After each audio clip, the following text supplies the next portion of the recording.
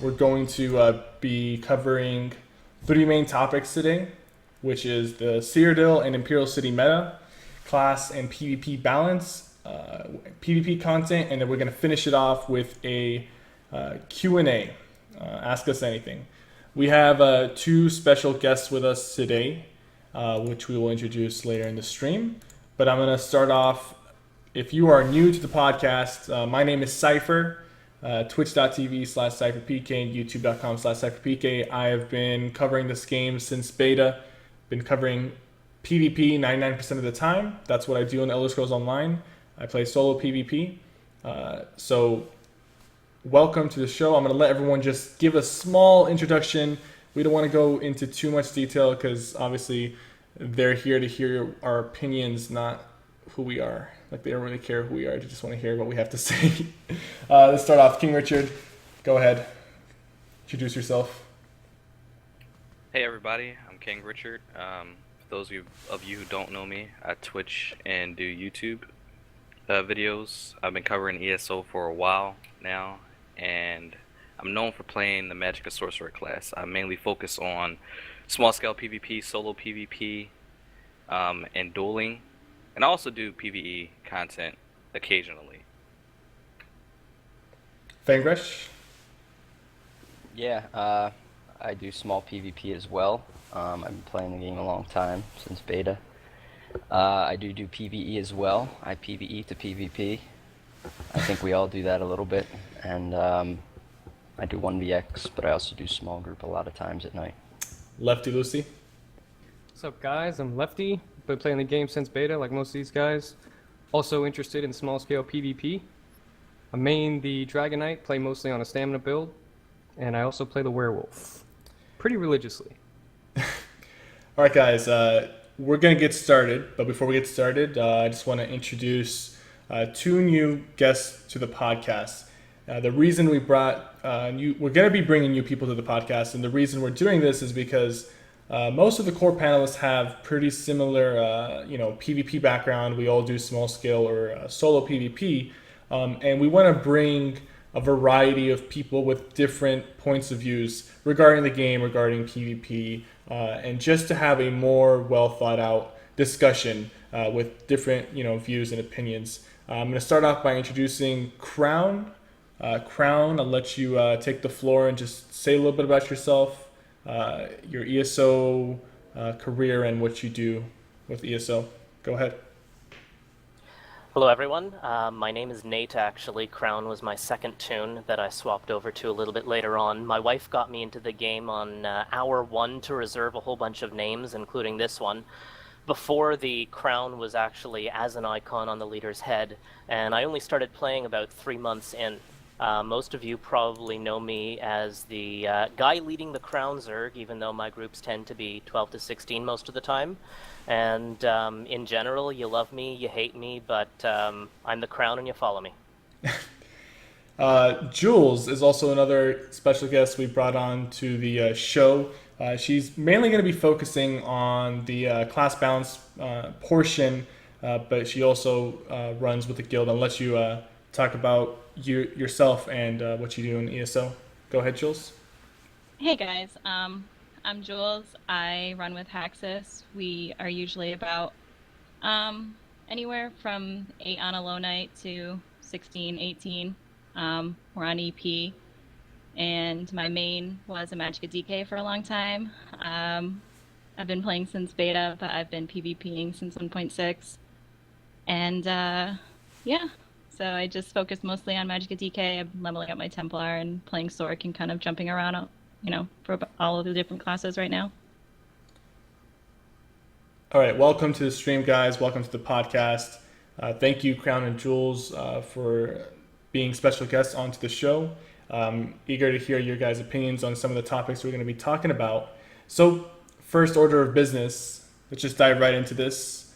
The Cyrodiil and Imperial City meta. The main focus of this discussion is going to be Zerging, Latency, and AoE caps. These are really hot topics on the forums, on Reddit, and on YouTube and Twitch comment section. And I'm pretty sure a lot of us have very passionate opinions about this because it affects everyone.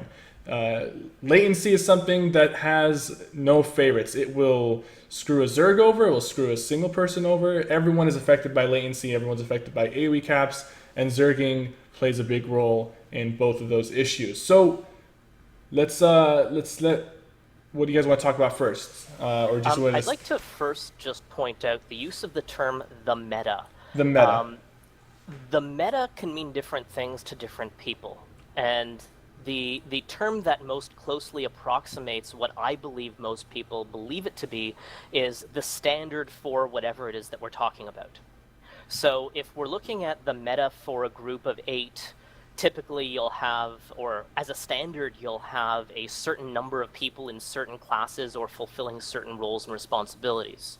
You can also use the term as the meta for a Magicka Nightblade is a specific set of gear, and a common, of your 12 abilities, there's probably a common 9 or 10 that fit the meta, or the min-maxed build that the majority of players, or the majority of what I call the 1% of players will fall into. And just following on that, I'll throw out a theory that I've had that some people will probably not appreciate, but there's the 1%, the 9%, and the 90% of all players.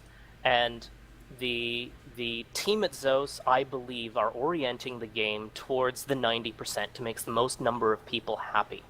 So when we talk about the meta for us, being the more experienced players who, I'd say the grand majority of us and the people who are going to listen to this and take it to heart and learn from it are probably part of the 9 or the 1%. So the top 10% of players will look at things very different than the casuals who don't really care and just want to come on for a few hours once a week and play around. I'm glad that you pointed out that the difference in definition for that word. So for discussion purposes, we're just going to be talking about, I guess, the majority. Like the majority. When we say meta, I mean things that are going to be affecting a majority of the players. So let's dive into latency. Latency issues will be a first order of business. Latency can, like I've seen, the reason I want to bring this up is because when I first started looking into the Elder Scrolls Online, the first thing that caught my eye was the large-scale PvP combat. Even though, as of right now, I am a solo player and I like small-scale combat, when I saw trailers of the Elder Scrolls Online, when I saw initial beta gameplay, the large-scale battles is what kind of drew me in to the game. And I'm pretty sure the majority of the people here initially were really excited about the idea of alliance versus alliance warfare with large-scale combat, siege, and hundreds of players on screen fighting each other. And that's initially what sold us, because that is what ZeniMax tried to sell the game as. It was a large-scale alliance versus alliance warfare. And there is footage that I'm actually going to show. This is footage from, I believe this is beta or very, very, very early in the game, and I'm going to show this footage really quickly on screen, just to show you guys that there was once a time where the Elder Scrolls Online could run with hundreds of players without latency issues, without FPS drops, and without the entire game crashing on us. So I'm going to show this video really quickly, guys, just to skip through some of the parts, just to showcase that the game could once run with many players on screen. These, whether you want to consider them Zergs or pug groups or whatever the case is, a big part of the issue isn't Zerging, isn't AoE caps, but it's latency. Because at the end of the day, if you can't play the game the way it's meant to be played because of crashing, lag, FPS drops, latency issues, you can't CC break, you can't perform your abilities on time, then that's going to leave the most amount of people frustrated, because latency is going to affect everyone. A Zerg taking over a small group of players, the Zergs will be happy that they won that fight, the small group won't be happy. But if it's lagging and there's latency issues, that's going to affect everyone. And I'm just going to go through this video really quickly just to show you guys that I think around the 9-minute mark we have a big battle going on. Like, just to show you guys that there was once a time where you could have this many players on screen, no FPS issues, no latency issues, your abilities would still go off, everything would still work. But nowadays, you get 20 people stacked up in one area, and the entire server is crashing. The entire people all the way across the map are having issues with latency and with FPS because of a fight that's happening halfway across the map with like 20 to 40 players. And we had instances where there was hundreds of players on screen on both sides, even three alliance battles with hundreds of players without latency issues, without FPS drop, and without skills bugging out. So I'm gonna let Fangrush start us off because he probably made the best point last podcast regarding AoE caps, regarding Zerging, and we don't want to reiterate what we said last podcast. We want to try to go into a little more detail this time because we don't want to just repeat ourselves every single podcast. It won't be fun to listen to. It won't be an interactive podcast if we just keep repeating the same thing over and over. So very much, I'm gonna let you start talking. I'm gonna keep this video playing in the background just so I can showcase large-scale ESO combat at its finest. Sounds good. Yeah, this video is nice, man. These were the golden days. We don't have this anymore. There's a lot of reasons why this happened. I think the biggest one is probably the lighting patch for starters. The lighting patch happened. That really fucked performance over. There's netcode issues when they tried to deal with bots. They pushed things from one side of the client, from server side to client side. Now those are two things maybe out of our hands. The lighting patch was a blunder on ZeniMax's part. That's a patch you fucking roll back, you take it back to the drawing board, and you gotta work with that shit. They screwed that one up, but it's too far gone, so that's whatever.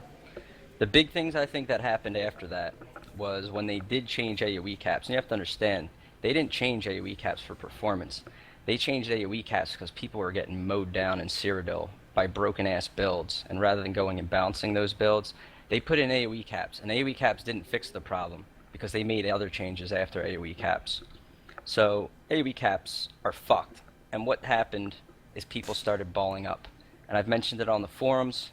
I'll mention the guild again. They're probably not around anymore, but the guild was TSIM. They were from Guild Wars 2. They would just recruit anybody. You didn't have to have fucking half a brain. They just pull you in. They'd say, listen, man, grab your resto stick and stick with us. And they'd pop healing springs, regen, all that shit. Now, I use them as an example because there were other good guilds that started balling up, but they were the first one full of just completely mindless players that just followed a system to abuse AoE caps. And the reason I bring them up is that was the first time I felt seriously shitty performance from ball groups. You would not even see them, but you would feel the game go to shit when they came in the area. You goes, guys, T-Sim's somewhere around the keep. They're coming in because we can feel it. Everything would go to shit. So performance has always revolved around ball groups. Performance is just fucked over by ball groups. And ball groups didn't used to exist. Like, we're watching this video. Everyone's here masked up, but they weren't using AoE caps. If you came in masked up like this, a guild would come through and cut through you with ults, dynamic ult gen. They would just slaughter through this kind of bullshit right here. Alright, you would have to know what you're doing. You would have to regroup. You would buff and stuff. But everybody had their jobs. Jobs today are to stick with the ball group, and your ball group dictates your job. But before, people were actually playing their classes out there. If they were a Sork, they were streaking through the lines. If they were DKs, they were charging in. They were using ults. They were dropping banners. They were rooting people. People were not in a ball. They were fighting in the same area as a team. And that is what I want to bring back to the game that we can't do unless they revisit things. AoE caps I bring up because it's the first, the biggest, and the most relevant change. But it's not the only one. It's not going to fix all our problems. But it's one that they can fix sooner than other ones. You know, dynamic ult gen, I don't want to go back to the old formula, but I think we should look at how we can bring that back. Those are just two examples. There's other things that keep the ball groups going. I think these things need to be discouraged. They brought in Procstet, and that didn't fucking work.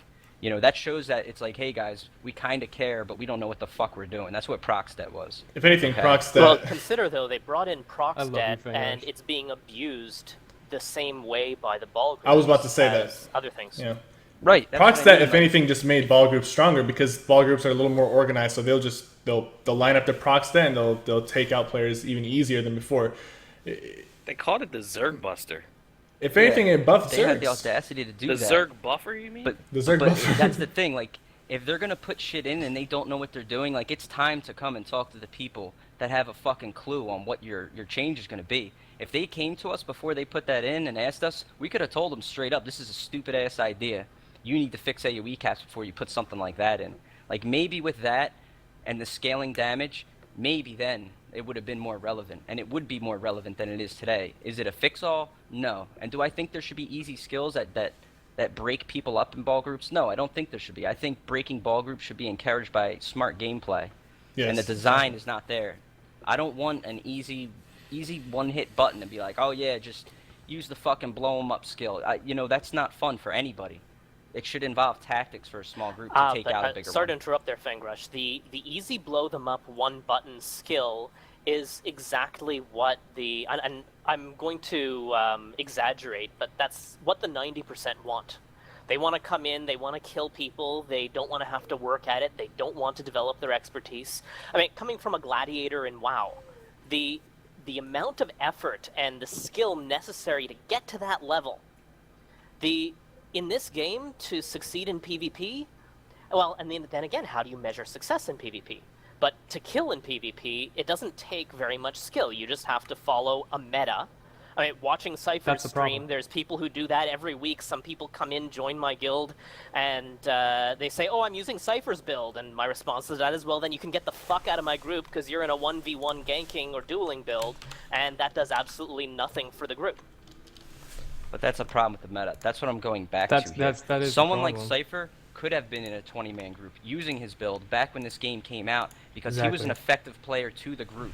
He was an effective one player in a 20-man group fighting 20 other people that weren't using AoE caps. Because when you want to talk about meta, that's what we're talking about. We're talking about AoE caps, defensive posturing. The game is just scaled to the ball group, to the defense. And that's the problem. That's what we're trying to address, is that skill is being thrown out the window, patch after patch, okay? Yep. On top of That that, is. the You It's said it being yourself, more and you said more the 90% of conforming people- to the 90%. speaking of the Yeah, you said 90%, 90% of people don't want to try. They just want to get into PvP and be shitty and still win. Fuck that. on That's top not how it goes. on top of That's not that, how it That's the- should go. That's the no But gamer there's the left important behind term that you've policy. used, should. That's not how it should go, and we speak from the perspective of people who love this game, want it to be everything that it can be, and see what it can be, though the team that make the decisions, and let's not call out the developer team, because it most assuredly is not developers. I've managed developers many times in my life. It's the marketing, sales type of people who make a decision based on what's going to make the company the most money.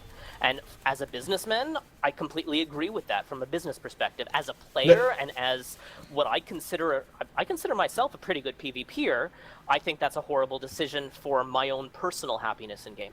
so let me just step in really quickly. I want to just lay the ground regarding this topic really quickly. So, Crown's saying, you're saying that they have to make decisions that will make the majority of the players happy from a financial perspective. That is completely true. At the same time, you also don't want.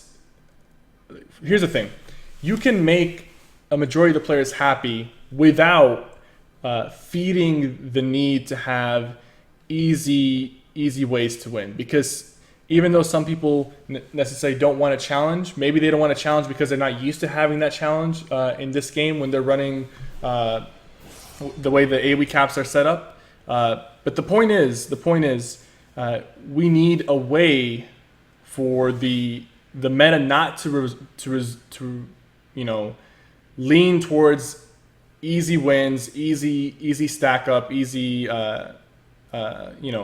safe PvP, just because of the fact that typically human beings will want the easy way out. Human beings will want easy wins, easy XP, and easy battles.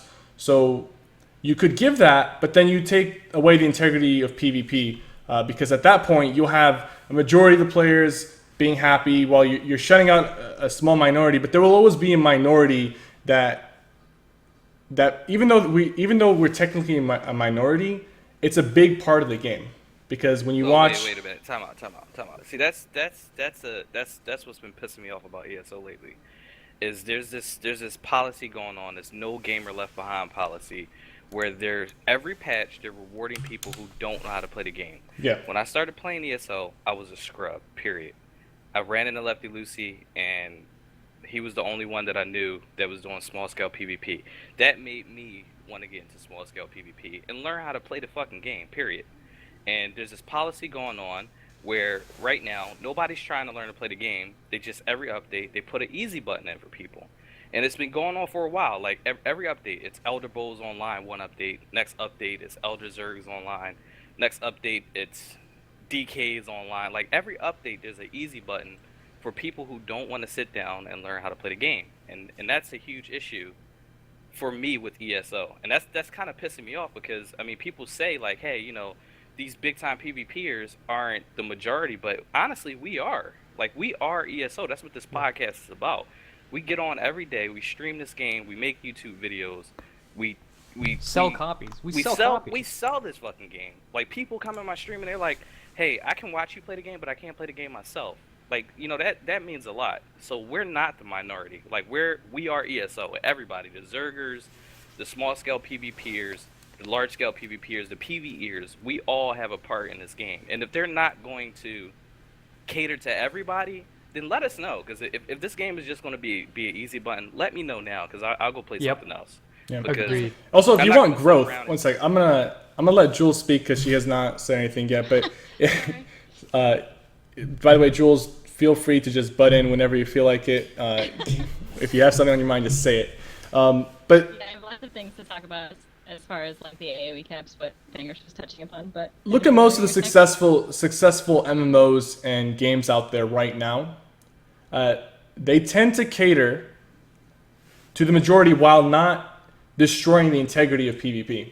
You can't just destroy the integrity of PvP just to cater to the crowd that wants an easy way out. Because at that point, you limit the game's growth because you won't be able to become the next big MMO or be big in the competitive scene, which is right now what is dominating the numbers when it comes to video game sales. And just going back to Proxy Debt, like Proxy Debt was supposed to be the easy Zerg buster when in reality it made the ball groups stronger than before, and now the majority is getting wiped. The majority is getting wiped by these ball groups because of things like Proxy Debt. You saw those guilds.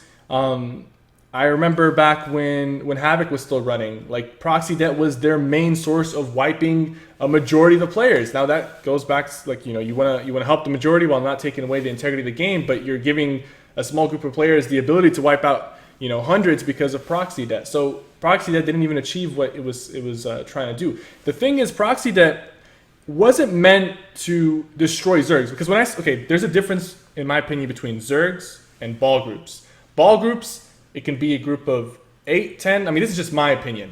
Feel free to speak up if you have a different view on things. But 8, one second, let me just finish this. 8, 10, 12 players. Okay, we'll let Jules talk in a second. 8, 10, 12 players stacked up in a small, tight group. That's a ball group. Proxy Debt was meant to break them apart.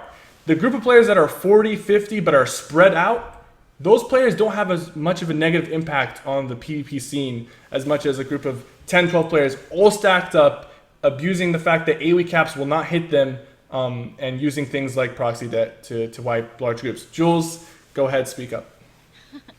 I completely agree about Proxy Debt. I think that for one, it should definitely scale to 24. I just think that makes the most sense as far as that's the max cap. You see people running in groups of 24. You see people running in groups much larger than 24. So the fact that it caps at 5 just seems completely arbitrary. Just doesn't really make very much sense at all.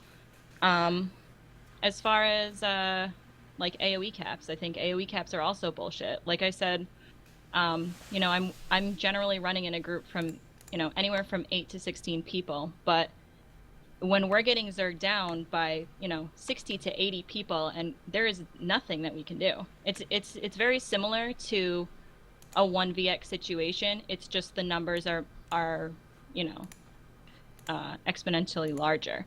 So it's like there's nothing that we can do. If my AoE for one as a Magicka DK, don't even let me get into Magicka DK yet, but so like if I can only hit 6 fucking people, and there's 60 fucking people around me, then that's an issue, okay? And the fact that, like, there's just nothing to do. There's no ground oils. There's no forward camps. Barriers are uncapped. There's so many different things that make these groups completely infallible that it's just, what are you supposed to do against them? So I understand where you guys are coming from, and I think that some of the disdain is towards groups like mine that run, you know, those small numbers. And yes, we do run Proxstat, but you have to think people are going to run what is most effective. Okay, so if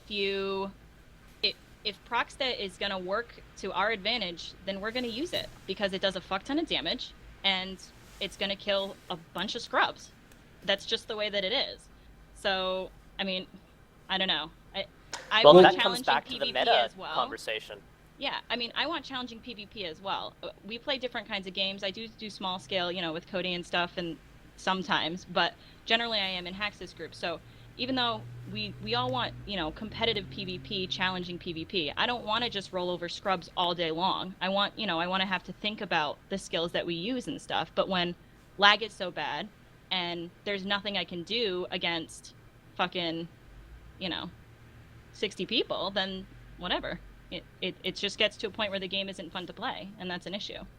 Yeah, that's my thing. Everybody thinks it's all about arena PvP and competitive PvP. It's not like that for me. It's enjoyable PvP is what I'm looking for. Because like that video he just showed, I bought into this game for large scale PvP, the sieging, the keep taking, the Cyrodiil PvP. That's why I bought ESO, because I was watching beta footage of it. And I also played beta footage of it, and it was 100 versus 100, 200 versus 200, Right. and it was flawless. It played perfectly. We can't even achieve 15 versus 15 if they're in a ball group at this point. So the reason why I bought into this game, it's not there. Like, I bought into a game, and then I feel like I've been fooled, because the game that I was showed back then is not the game that I'm playing today. And then on top of that, it's like simple fixes that they can add into the game to make the game better. They just refuse to do. So I kind of push more towards arena PvP, because, I mean, if you can instance us in to a 4v4 situation, then I don't have to worry about fighting a ball group or getting zerged on in Cyrodiil. I don't have to worry about the lag issue. So I kind of push for that. But they won't even, you know, they don't even want to lean towards meeting in a common ground as far as that's concerned. It's just like every update that comes, PvP just gets drastically worse. Like every single update. I don't think that like one person or a 4-man group should always be like the people that win. I think that it should depend on skill. It should depend on, are you using, you know, the right counter? Are you using the right skills? Are you self-healing when you need to? All of these different things. Like, it shouldn't be an easy button where Proxy Det does so much damage that if anybody's near you, you know, that 4-man group is wiping everybody. But it should be a chance. It should be a chance to you know, to have, you know, a successful Yeah, we don't counter. have that chance today. That's Right, the whole exactly. problem. Chests out there. You see Consider, that group, though, and you go somewhere else. That's the problem. Yep. I mean, there's no place for us in Cyrodiil. Cyrodiil today, you know, people say this all the time ever since they hate changes, whatever, the Cyrodiil sucks today. I've played Cyrodiil through all sorts of patches. I think in its current form, it is in its absolute shittiest development ever. It's so fucking horrible. I don't go there at all. I try to find PvP in the sewers, and if I can't, I fucking roll out of there. Because if I go out in Cyrodiil, I'm either going to find a ball group or a huge mass of assholes just clouding together. And either way, it's a Zerg, it's a ball group, it's whatever. They knock down damage mitigation. You can't, like, burst people like you could. One breath of life can counter 2.5 seconds in my build, and my build is bursty as a motherfucker. There are not many people that will knock someone out as quick as I will, and I struggle to burn through people breath of lifing because they tone down the damage, which I'm fine with if they're going to revisit things like AoE caps. When I'm doing half damage this patch, then I'm doing half damage AoE past 6 targets, then the person blocks, I'm fucking steel tornadoing people for under 1k damage. It's a joke. It's a fucking joke. And these people, And if they you're a can't Magic fucking DK, count numbers. Even worse. I It's even worse. agree with you completely there, Fangrush, and I really hate what PvP has become, although we do have to consider why they've done it. And So I'd like if to touch on that. I'd like to touch on what you said earlier about like the 90% versus 10%, because I agree with you, and I totally get the business side of it. Trust me, man. I do. I understand it. And I get what and they're just doing. one point before you continue there, I'm not defending what they've done. I'm just making sure that everybody has the capability to understand potentially why we believe they've done what they've done, so that we can then potentially come up with ideas that can be presented to them to make things better. Because Yeah, they I can't seem agree. to do that on their own. No, I totally agree. It's important and to here's understand. The thing. Like, what they have done is they have funneled people. They have to clash into each other. Like, I don't have anywhere else to go. I have to fight that ball group because there's no options. What they should be doing is what they talked about doing before and they failed to do. They said, hey, server's lagging, guys. Please spread out across the server so you guys stop lagging the server because our design is it's shit. It can't handle the ball groups. And they never put in mechanics to encourage us to spread out. Imperial City was the closest thing. It spread people out. Some people were in there, some people were out in Cyrodiil. Okay, we need more shit inside Cyrodiil, number one, to spread things out. Everything is just a frontline fight. It's the ball group, they're going from that keep, they're going to the next keep, they're going to the next keep. You can't go behind lines, you can't find a fight. You know, Imperial City has no value tied to Cyrodiil, and that's a big miss. They actually have the content now to change things up. They could make it, hey, we could have something in Imperial City that you have to go do in the districts. It could actually mean something. And X group is there, so don't fuck with them. We'll go out here. Like, people should, there should be people that are better players. They play together and they are more skilled. To just gear things down and dumb them down for people, to give them what they want for the 90%, is stupid. You know, the 90% may realize, hey, there's better players, and maybe I can be like that one day. If I try hard and I learn and I do stuff, that's what we all did.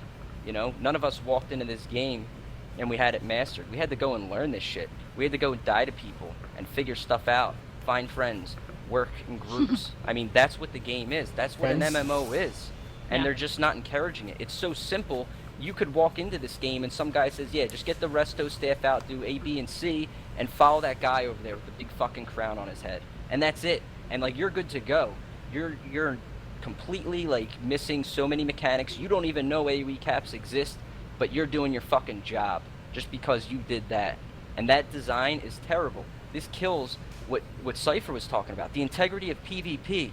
People aren't going to come play this game on its PvP if it's that dumbed down, if it keeps getting dumbed down, if it's that unenjoyable, if there's no challenge, if there's no way we can climb above just the fucking average bar that they want to shift everybody towards. It's such bullshit, man. And the first thing to do this is they need to open a line of communication. Last time we did this, there was actually people here in ZeniMax. They said, we're taking notes, okay? Where are the fucking notes at, guys? I mean, no communication has happened. Not a word. There's shit all over the forums. Nothing. You could go through the Alliance War forums. There's just thread after thread after thread over this shit. Nobody's answering. Nobody's talking to us. Nobody's interested. They So- only answer to tell us to, like, be nice to each other. Yeah, they come in there, hey guys, keep it cool in here. That's it. That's all they do. They're like, hey, don't call Like, each other assholes. We need please. communication. Like, we're not here just to bash people. We're passionate about the game. We want to see it get better. But unless there's communication, fucking nothing's going to happen. Not a damn thing. Exactly. So they need to step up. I mean, that's all I really want to say on this issue. Because I love Cyrodiil. I want it to get better.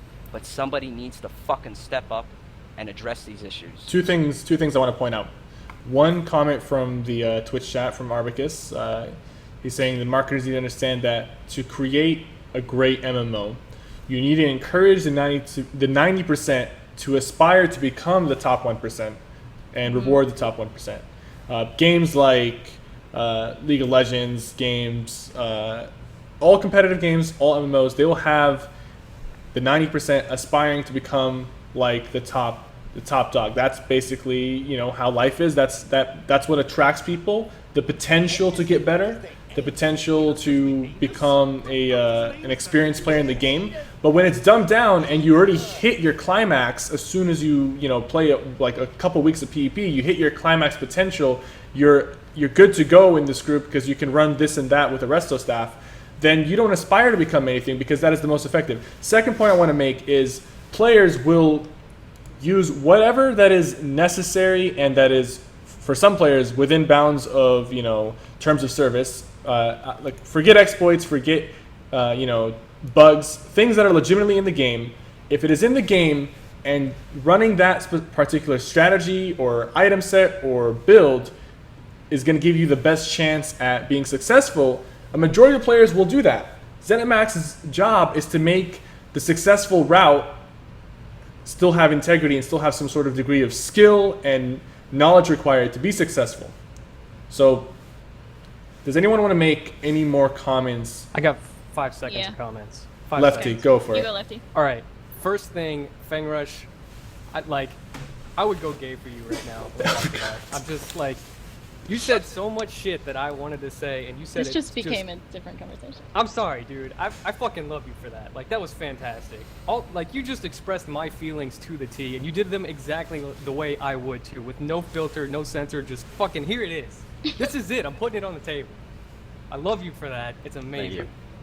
So, Captain Pride in the normally chat, would- please. And so I don't want to say the same things he said. The only thing I'll say is, because honestly, I would just be repeating him with my opinions, because that's exactly how I feel. But the easy button is the problem. They're giving us easy buttons. The easy buttons have not worked in previous games. Sure, the 90% of people that are currently playing this game are happy, but if you take away the easy buttons, those 90% will leave and another 90% will come to the game. You'll still have people playing this game. You'll just have the people who are passionate for competitive PvP, and honestly, it might be a larger 90%. You might have a larger 100% total amount of people playing this game if you get rid of the easy buttons, because competitive PvP is where it's at in 2015 for MMOs. That's what it is.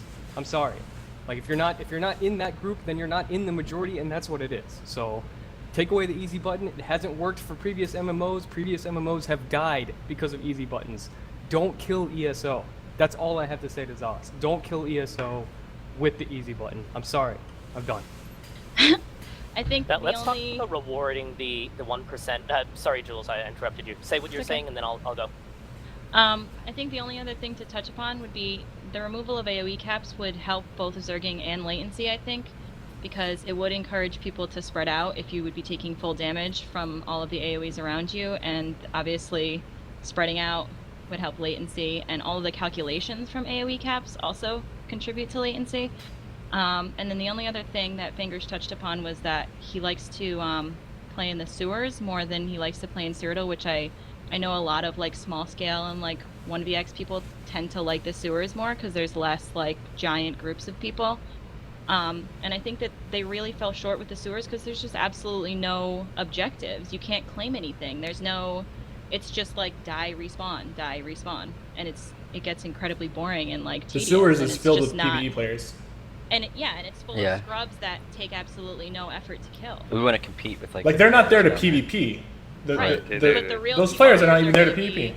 In Cyrodiil, Yeah. because that's where everybody went back to. Because IC has absolutely no objective. It has no connection to Cyrodiil. There is nothing like it's only gated on one campaign, which is a dead campaign because people are just gonna go to the campaigns where you can get in. So they really fucked themselves because they had so much potential to be able to like connect the two different zones and to be able to like go from Cyrodiil into IC and like I wonder if they the didn't do potential that. was there, and they completely fell flat with it. I The don't- fact that I there's just no honestly- objective is just insane to me. I'm scared. I'm scared for ESO. I'm really scared for Me ESO. too. And I'm gonna tell you why. All the stuff that we're saying, I've actually personally sat down with multiple developers and said the same thing. So is Lefty, so is Mhm. Cypher. So and I'm gonna tell you why I'm scared. Orsinium has been in development for at least 6 months. For at least 6 months. At minimum. It could have been in development for even longer. We've been saying this shit for over a year of what we want in this game. And I'm gonna tell you why I'm scared, because after all the shit that we've been saying and everything that we said today, next update, the focus for that update is a solo PvE arena. That Yeah. scares me. I'm They're scared really for not ESO. fucking listening, dude. They do not fucking listen, and that's the issue. It's like the only people in this fucking game anymore are PvPers. All the PvEers that I know now PvP, or they don't play the game anymore. So it's like you keep fucking this, and it's like IC was such a bullshit update too, because it's like this is the first PvP update since beta, and like you can't even like you have the audacity to give us a fucking zone that like doesn't even has like mostly PvE in it. You gotta like run away from stupid bosses that kill you and don't leash, and it's like mad But it's not a annoying. PvP update. They not. call It's it not a a PvP PvP update, update. but It's it's not. It's a definitely a PvE PvE update to The get districts were not PvPers to finished PvP. though. Like, the districts are literally, they put it in the game. I think we all know it was unfinished, right? They even said, hey, this is going to be some kind of content that's capturable. And then they're like, yeah, so release Yeah. is here, guys. We didn't get it done in time. There it is. And nothing. No fucking like, hey, don't worry about it. We'll get to it. No communication. We have no idea what's Yep. gonna happen with It it. boils down, like you said, Finger. Somebody needs to step up, and I'm kind of like, and I'm not to take a shot because I don't really know the developers personally, but I mean, like, I don't even feel like I feel like there's somebody else that we need to be talking to because I feel like the developers don't even have power. I just feel like they deflect everything back and forth. You ask one developer, hey, what's up with this, and he's like, oh, that's not my department. Go talk to this developer, and they just bounce us all around. Like, who the fuck do we talk to get some type of recognition to figure out where this game is going in the future? Because I mean, ESO Live, I mean, we got bears coming, guys. Like, we got some bear mounts. We have bear mounts. We got more All right, bear but mounts, that's and we got a pretty cool, PvE. Bro, those bears look pretty good though. Like, chill, the bear monster. The bears are alright. Now that solo arena was a punch in the gut. Like, there was one word in there, PvE. It was supposed to be PvP solo arena. That's what I was. That's the only issue I had. The PvE solo arena is not like that doesn't bother me so they're much. scared. That they It's- I add mean, PvE it's- content, it's- but I think that would be what cool. bothers me is it takes them so long to add content. So when are we gonna get PvP? We're gonna get PvP when it's too late. When all kinds of new games come out that already have the Yep. content that we want. That's why I'm scared for ESO, Richard, because it's maybe they'll give it. Maybe they are listening. You know what? Maybe they've heard everything. Maybe they did take notes. Fan Rush, maybe they have them, man. They're not gonna show you, but maybe they got them. But maybe Yeah. it's gonna take them another 6 months to do something with those Yeah, notes. well, and then and you know, that there's is why other I'm games scared. coming out, and then they're gonna lose the rest of their population, and that's Exactly. the issue. Yeah, looking like- at what games are coming out, you have Camelot Unchained in somewhere between Blade and 6 Soul. months to a year, and they know that every PvP player is going to go to a game that was developed and designed by PvP players. But they so think- they're orienting themselves to make the most money from the PvE, from the stuff that they're going to be able to attract more people to. But that's the thing. That's a bad idea because they think that everybody who plays ESO only plays games like ESO. Halo 5 comes out for me on Monday night. I'm playing Halo 5, Call of Duty, Fallout 4, Overwatch. Like, there's a ton of games that Star Wars Battlefront. All these games are competition for ESO. They think that just because there's not another MMO that's coming out, you know, right around the corner, that they don't have competition. That's not the case because we play other games also. Speaking of content, Oh, you're bringing this up. Awesome. speaking of content, Is Yeah, this this is great. What happened? so This so is great. in 2014, ESO was at QuakeCon. 2014. This was like nearly 2 years ago, man. Mm. They made a 4v4v4 arena, PvP, capture the flag or king of the hill, whatever it was, for one convention. They made an arena just to showcase it one time at one convention. I'm gonna play this video really quickly in the background. So where the hell is this? They got this made. They could add a leaderboard to this. They could add a queue system, and they'll make a lot of people happy. You know why they don't do arenas though? Why? Because Because they they get a spend balance. so much money in development on Cyrodiil, and they are afraid that if people leave, if arenas are there, then people will not play in Cyrodiil. They've said that. I've heard that from Yep. devs. But we don't want to play in Cyrodiil. Yeah, I know, Don't fuck force Cyrodiil. us. Fuck Cyrodiil. But that's man. but that's the game But that they there's a different designed, so opinion. that's There's why different they're. opinions there. Jules and I happen to love playing in Cyrodiil. So if they do could I. fix Yeah. a whole bunch of things that would allow us to go Yeah. back to the 6 or 8 person groups. For months when I was playing with Rage, phenomenal players. I would say 1 versus 1. Any of you duelists, the majority of Rage could give you a run for your money. And in our groups of 6, 8, sometimes 10, we would be able to take on 40, 50 people. Those were the best of the players who could take on the Zerg Ball, we call them the potato guilds, and have a great time winning. And when they'd see what we're doing, they would learn and they would get better, to the point that now there are a couple of those Zerg guilds, potato guilds, that I'm friendly with, that we talk regularly, and I've given kudos to them to how far they've come in their skill. But there's a lot of things that would have to be fixed in order to give the potential.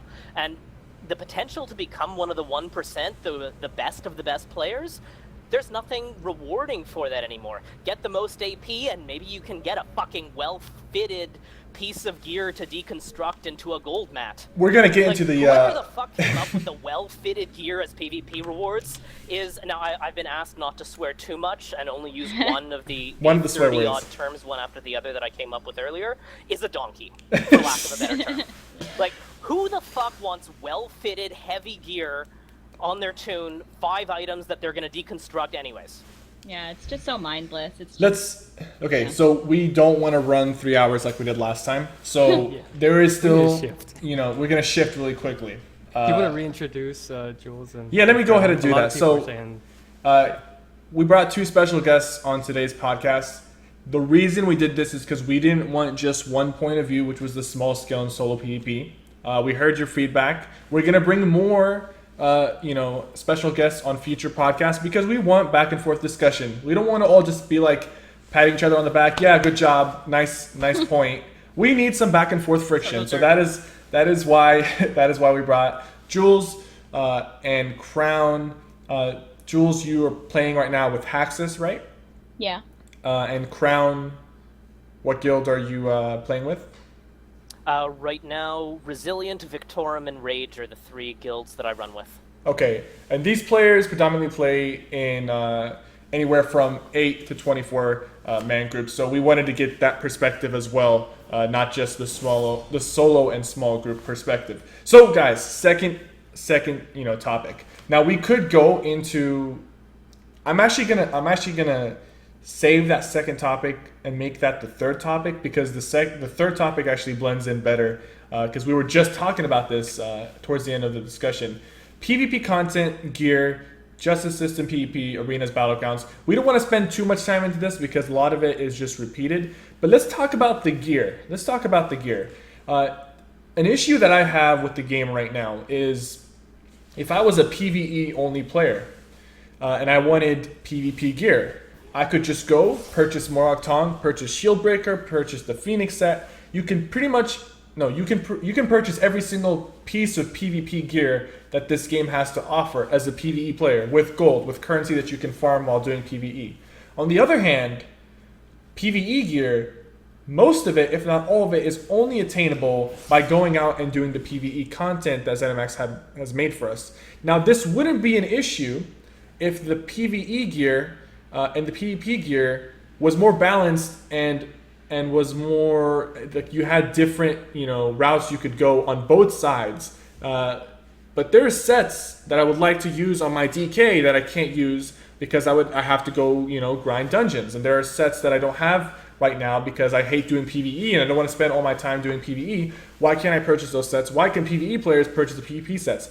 Now, if you're a PvE player, I don't want to force you to do PvP. No one wants to be forced to do something they don't want to do. So I don't want PvE players to have to come and grind alliance points so they can purchase, or Telvar stones so they can purchase Shieldbreaker and Phoenix. If they don't want to PvP, they don't have to.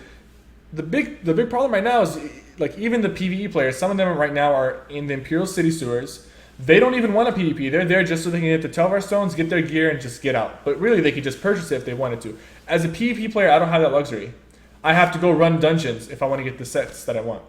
Yeah, I completely agree. I think that there's more forced PvE content in this game than there is PvP content. I guess the whole Alliance War, that whole tree you have to unlock, I guess that's kind of forced PvP content, but the only thing that's really useful on there to a PvEer, I would think, would be something like Vigor, which is like the only stam heal. But the Undaunted sets, some of the strongest in the game, Molag Kenna, the fact that like you have to do these dungeons, you have to like grind up your Undaunted, like all these different things. It's just like, why are all of them like BOP when all of our stuff is like BOE? It just doesn't make very much sense, and it just seems very forced, and it's like not cool at all. And then like the fact that the Maelstrom, it's just like the next thing with the next patch, it's going to be the exact same thing. Those Maelstrom weapons are going to be like the strongest in the game. I mean, you're talking like the Maelstrom two-hander is going to be insane, and people are going to have to grind Maelstrom. So it's just ridiculous. I don't know. I actually like the idea of forcing people to grind Maelstrom, as it's going to require that they become better at their class, become better players.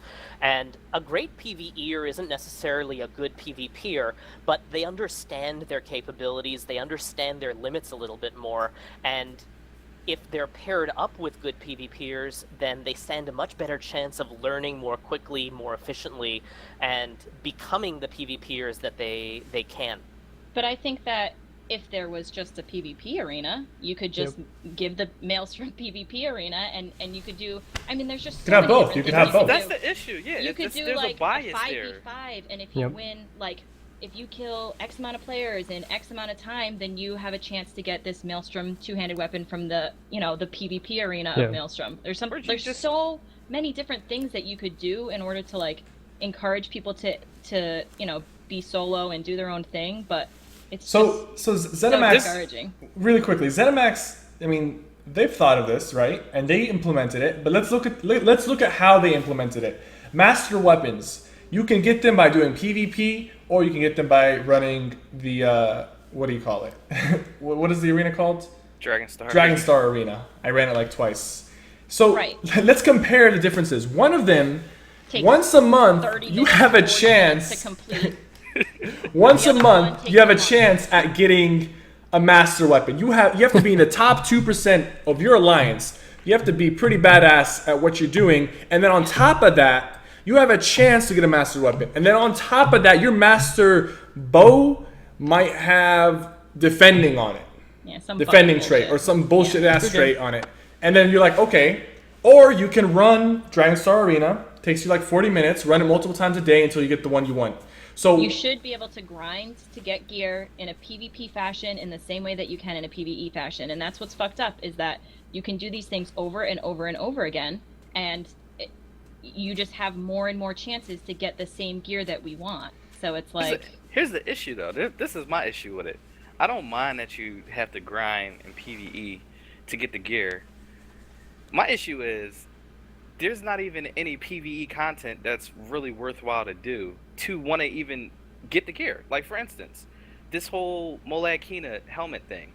You do this dungeon 50, 60 times in a row and never get a drop because it's an RNG system. You grind this dungeon out all day, and the drop chances are completely crap. And then on top of that, I feel like I'm forced into doing something that I'm not enjoying. I don't enjoy grinding dungeons. Like, I don't enjoy it. I will do it if I have to do it, but I don't enjoy it. I enjoy PvPing, but like you guys said before, they'll force us into PvEing, but they won't force anybody into PvPing. They won't add any PvP content. They just keep doing PvE. Everything is just PvE with ESO right now. That's their focus. That's their focus. It's just all PvE, and that's fine. That's fine if they want to focus on that. That's completely fine. However, don't. They keep kind of like throwing sideways hints, like they're listening to us and they're working on small scale PvP, and I just don't see it. there's not even the issue is they're not even really focusing on PvE either, because they're not focusing on competitive PvE. That's for fucking sure. Like, Sanctum Ophidia came out a year ago, more than a year ago. So all of like your competitive like trials runners, any of like competition Apparently there's a new PvE, trial. all dead. apparently there's a new trial like after Orsinium. So only a year and a half between trials? Like, are you guys drunk? Not Are you only- ser- like, there's no way that people are going to stick around for that. The only content that they're coming out with is just like casual, like, here's some quests and some fucking zone to go like do some shit. It's like, ew. Not only that, another issue I have too is you guys talk about getting better in PvE and being skilled in PvE. PvE is easy. Let's be honest. If you got the numbers, you'll beat the content. It's that simple. If I'm running a build that doesn't pump enough damage, that can't take enough damage, I won't be able to beat the content no matter how good I am. And some scrub that has somehow got lucky drop rates on his gear, he has the most stats, he has max stat, best in slot gear. You know, he's pushing 4k spell damage, I'm pushing 2k spell damage. He's a better player than me because of the numbers. So that's not skillful PvE, that's just numerical advantages. And that's what this game is about right now. It's not about skill in either PvE or PvP. Both sides is just like easy button. The easy button in PvE is get the gear sets that you need, and everything is easy. Because the content that they're doing, it's not even hard mechanics. Stay out of the red shit, hit the boss. Well, you It's can that say the simple. same thing about PvP now. Stay out of the red shit and aim your AoEs at the players. That's And I don't Zerging. put the any red easy shit on the number ground, and I'll Zerging still right fuck you now up. is So one of the most frustrating parts of PvP to us, as coming from people who we enjoy the group play. We want to be social while we're killing shit and making points. But when our group of 8 kills a group of 12, the group of 12 comes back with 20, there's nothing we can do. We've got to go to 16. We kill the group of 20, they come back with 30, 40, 50, it escalates. We finally get a group of 24, and like right now, looking at what I'm doing right now, we have a group of 16, and we're facing, Combat Analytics says that there were over 76 independent unique names in the last fight. How are we supposed to deal with that? It's just not possible. You don't deal with it because Because then latency kicks in. No, not even that. Not even that. That's an unskillful style of play, and I've always said this, and a lot of people combat on me. But Zerging is an unskillful style of play. It's a numerical advantage. You got more people than me, you should win. It's that simple. That's how ESO works. But the issue is that those numbers are their own advantage, and then the game has mechanics that incentivize that make the that numbers as even well. better. So the numbers Yeah. are, yeah, exactly. So they're like even stronger. There's no risk, there's no reward. There's only strength to gain in numbers. The That's a only problem with the design. only the only strength you should ever have when you have more players than another group is the fact that you have more players. So you have more resources to pull from, you have more people doing healing, more people DPS, more people Right. tanking. That's the only advantage you should ever have, which is the pure numerical advantage. But this game is giving people more than just a numerical advantage. You're Well, giving AoE them caps give AoE them- caps, yeah. reduced damage, Champion system. well, that will apply on both ends, but like when it comes to Zerging, reduced damage, AoE caps, and then a lot of sets and abilities that buff the larger groups, make the larger groups harder to kill. So it shouldn't just be like, it should just come down to you have more players than us, so that means you have more resources to pull from and more bodies. That's all it should come down to. It should never be like, oh, because we have more players, we're taking less damage, and we're getting more heals, and we're getting more this and that. You know, that just makes it too difficult for A lot of small the groups. sets that came out with Yes, XP exactly. also Exactly. the same. Like I saw that you said that last time, and it's totally true. It's like it. They had like Yeah. 6 new sets that buff larger groups. Like if you heal someone, you can put a 10k shield on another person. Like what? Where are the sets that destroy the ball groups? There's a bunch of sets that buff them, but why? Why would you add that? All right, guys, derailed. we derailed a little bit. Yeah, way to go. So, okay, We have too much passion in this game for PvP to talk about anything besides PvP. exactly. Just too passionate. Man. People Okay. saying there's a lot of F-bombs. No, those are passion bombs. This Passion is passion bombs. that you guys are hearing. Can we talk This about bitch the keeps telling me to make champion sandwiches. system? I will Champion system? Kill you. Okay, we're about to move from the PvP content gear, like arenas and battlegrounds. We fucking nailed that into the head multiple times, and the again, a big part of the reason why we want arenas and battlegrounds is because the current system is just not working. So when the current system hasn't been working for the past half a year, we're gonna look for other options. The first 6 months of me playing this game, I didn't even think about arenas. I was having a great time in Cyrodiil. As a solo player and as a group player, I was having a great time. Now, whether I played solo or group, there was action for me to be had. It wasn't just Zerg meta. It wasn't the latency wasn't bad. The frames weren't dropping like crazy. It was fun. So I didn't even think about arenas and battlegrounds. But now that Cyrodiil is no longer fun, of course I'm going to be looking for different options. But we talk about that a little too much. They get the point. They said on their ESO live that currently they have no plans for arenas or battlegrounds in the near future. That's all they said. That means we're looking at 1 year, 2 years, 3 years before we get any news about it. So I don't know. The sooner they implement something, whether they fix Cyrodiil or add arenas and battlegrounds, the sooner this game can start recovering. Let's move into the third topic. This will be the final topic, but we can always go back to the other topics because we've only been live for about an hour. So we actually went through this a lot quicker than last time. Oh wow. Which is great. Last time, by the time we got to this point, we were already past the 2 hour mark. We just passed the 1 hour mark right now, so we have a lot of time to talk about this. I want to try wrapping up this podcast in the next hour, maybe sooner. We'll see how it goes. But we're going to talk about class balance, PvP balance. Main topics for this discussion is going to be the Magicka DK, okay? Stamina versus Magicka. Just the stamina meta of PvP versus the Magicka meta. We're talking DPS, we're talking solo, we're talking group play. And then the champion point system, how that affects class balance. So let's start off with the broader approach, which is the stamina versus magicka, and then we'll go into detail regarding class. So stamina versus magicka, guys. You can tie this in with the CP system as well, because the CP system plays a direct role in how stamina and magicka builds are, the differential between them. The difference between them, it comes from the CP system and other mechanics like armor sets. It's easy to stack weapon damage. It's not as easy to stack spell damage. It's easy to stack stamina regen. It's not as easy to stack magicka regen. So, who wants to take the floor regarding this? Stamina's stronger. It's just Stamina's so much stronger. There's a simple fix. Like, I know we haven't really talked about the problems, so maybe I could save that for later, but like it's so easy to fix it. If you have something that, like if you have a gear set that does this for stamina, have a gear set that does that for magicka. If you have a morph for this skill, like so Templars and Nightblades, they have stam magic morphs for jabs, stam and magic morphs for concealed weapons. DKs don't have a stam whip, Sorks don't have a stam frag. Like don't split it. Like if you do it some places here, do it in the other places that are synonymous. Like don't pick and choose, and then you won't have this issue. But exactly. Sorry, I got ahead of myself. You guys can talk about the issues. No, I completely agree. I think people have been begging for a stam whip for fucking ever. Like they just refuse to give it to us, even though it's like Magicka DKs already pull so much damage in PvE. Just make Molten Whip come from stam. Like it doesn't. Why not? You have the Flame Lash that goes off of Magicka, and that would be perfectly fine for PvE. It would, DKs would still be fine in PvE, and you could do Molten Whip for stamina. It's like the fact that you don't even have an option for a stamina like single target ability is just crazy. Or they can not take the easy route and do what they initially were going to say, because I don't know if anyone remembers, but when they were talking about the stamina morphs, they never said they were going to replace current morphs. They said they were going to have an extra option for stamina morphs, which means when you morphed an ability, you were going to have 3 options. The 2 original magicka morphs with a 3rd stamina morph.